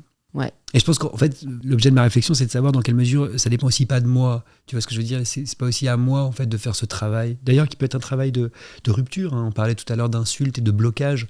Ça peut être une façon de régler aussi un conflit. Hein. Bah, c'est pour ça que, en effet... Mais pour moi, c'est toujours un échec de bloquer quelqu'un. Bah, tu sais, c'est il y a toujours un ça. triptyque victime, bourreau, sauveur. T'as le profil du sauveur, toi. Ah bon? J'ai l'impression que tu veux sauver tout le Allez, monde. papa Papa Mais- le sauveur. Mais regarde, au final, t'en souffres. Ah oui, Je pense qu'il faut accepter parfois des personnes Louise. soient toxiques pour toi, même si c'est tes parents. Nous ne sommes que déchirures. J'ai quelques dernières questions pour Ok. toi, Augustin. Alors déjà, ça va être, je pense, la plus dure, vraiment pour toi. Tu penses que t'es plusieurs, mais j'aime bien demander aux invités s'ils ont une ressource, que ce soit un livre, un film, un spectacle, qui les ont particulièrement touchés, qu'ils aimeraient recommander aux personnes qui nous écoutent. Donc évidemment, moi, comme c'est mon métier, c'est difficile. Je vais prendre un texte qui m'a beaucoup aidé, qui est un de ceux que j'ai le plus offert dans ma vie. C'est un livre qui est très court, qui s'appelle Vie animale, d'un romancier qui s'appelle Justin Torres, romancier américain dont on attend le 2e livre des années plus tard. Et c'est un livre qui a été adapté à l'écran, donc peut-être que certains auditeurs l'auront vu, mais il faut absolument lire le livre. C'est l'histoire d'une fratrie. Ça grouille, ça grince, ça grogne. Ils sont complètement indifférenciés. D'ailleurs, on les présente par un « on ». C'est-à-dire, on était comme ci, on était comme ça. C'est une famille. Puis petit à petit, il y a un jeu qui va naître. C'est une des personnalités, un des enfants, et qui va apparaître, qui va réussir à prendre possession de son identité. Et c'est un livre extraordinaire, extrêmement court, d'une violence absolument inouïe, mais d'une beauté radicale, comme je le conseille. C'est un des livres qui a changé ma vie. Ok. Vie animale, de Justin Torres. Je mettrai ça dans les notes. Tu fais quoi dans ton temps libre? Je regarde le tennis. J'ai Ok. une passion folle pour le tennis. Je trouve que c'est un sport d'une élégance, d'une beauté absolument radicale. C'est un sport qui prend son temps aussi, en particulier les matchs de terre battue en ce moment à Roland-Garros. Des matchs qui sont extrêmement longs et qui rythment mon cœur. Et je regarde le tennis, non pas pour les héros que sont les joueurs, mais pour la beauté d'un échange. C'est-à-dire que j'aime qu'un échange soit long, et qu'il soit construit et qu'il soit beau pour la beauté du geste, justement. Ah, c'est presque métaphorique d'un échange verbal, je trouve. Tout à fait, mais tout à fait. C'est d'ailleurs comme ça que je l'entends. Ouais. Ok. Si jamais tu pouvais entendre quelqu'un au micro d'InPower, qui est-ce que tu aimerais entendre? Chimamanda Ngozi Adichie, qui est pour moi la grande autrice aujourd'hui de ce qu'on appelle l'empouvoirment. Et donc ça aurait un vrai sens, à mon sens, dans ton podcast. Et puis ça serait intéressant qu'elle soit interviewée par toi aussi, parce que c'est une génération aussi qui l'interviewe. Et je pense qu'en plus, vous auriez des différents aussi. Je pense donc aussi, ça c'est passionnant. Tu l'as déjà vu, toi, ou pas? Ouais, 2 fois. Ok. 2 fois. Et puis surtout, c'est une rencontre extrêmement intense et ton podcast produit de l'intensité. Génial. Défi à relever. Et écoute, je vais te poser la question signature du podcast. Ça signifie quoi pour toi, prendre le pouvoir de sa vie? Ça signifie grandir, parce que c'est le temps, en fait, qui m'a permis ça, moi, et qui, en tout cas, qui me met sur ce chemin-là, parce que c'est toujours une quête. C'est-à-dire qu'on ne prend pas le pouvoir de sa vie, on tend à prendre ce pouvoir. Et c'est important pour moi que ça le reste. Parce qu'une fois que les choses sont accomplies, elles n'ont plus d'intérêt. Ce qui est beau, c'est le mouvement. Ce qui est beau, c'est la quête et c'est le geste aussi. Et c'est le chemin d'une vie, c'est le chemin de la mienne en tout cas, mais j'y suis pas encore totalement parvenu. Merci beaucoup, Augustin, d'avoir partagé ce moment de vie avec nous. C'était moi, c'était super, Louise. Ouais, franchement, j'aurais pu continuer longtemps. On fera une partie 2 bientôt, voilà. Quand tu auras plein d'autres actualités à nous partager. Pour les personnes qui veulent en savoir plus sur toi, sur ce que tu fais, où est-ce que tu veux qu'on les redirige? Alors peut-être le podcast ou le replay de la Grande Librairie, c'est tous les mercredis, ou le direct, tous les mercredis soirs à 21h sur France 5, mais il y a un replay gratuit, puis il y a un podcast sur lequel vous pouvez vous abonner. Sur mes réseaux sociaux, il y a tous les liens. Je fais un book club aussi qui est ouvert à tout le monde sur l'application de Brut, tous les dimanches à 18h. Et c'est un moment génial, en fait. On a un livre au programme, tous ensemble. C'est vous qui le choisissez, ce livre, et on peut en parler ensemble pendant 1 heure, et je suis là pour en parler avec vous. Il n'y a rien qui me réjouit plus que ce moment de partage. Et puis Bibliothèque sans frontières, dont je suis le parrain depuis 6 ans, et qui est toute ma vie, ça a changé ma vie, et j'aimerais que vous alliez sur le site de Bibliothèque sans frontières pour connaître les programmes en fait de cette association si riche, si excitante, si belle, qui promeut encore une fois l'éducation, l'information et la culture auprès des plus vulnérables en France et dans le monde entier. Merci beaucoup, Augustin, et puis j'espère à très vite. Salut Louise.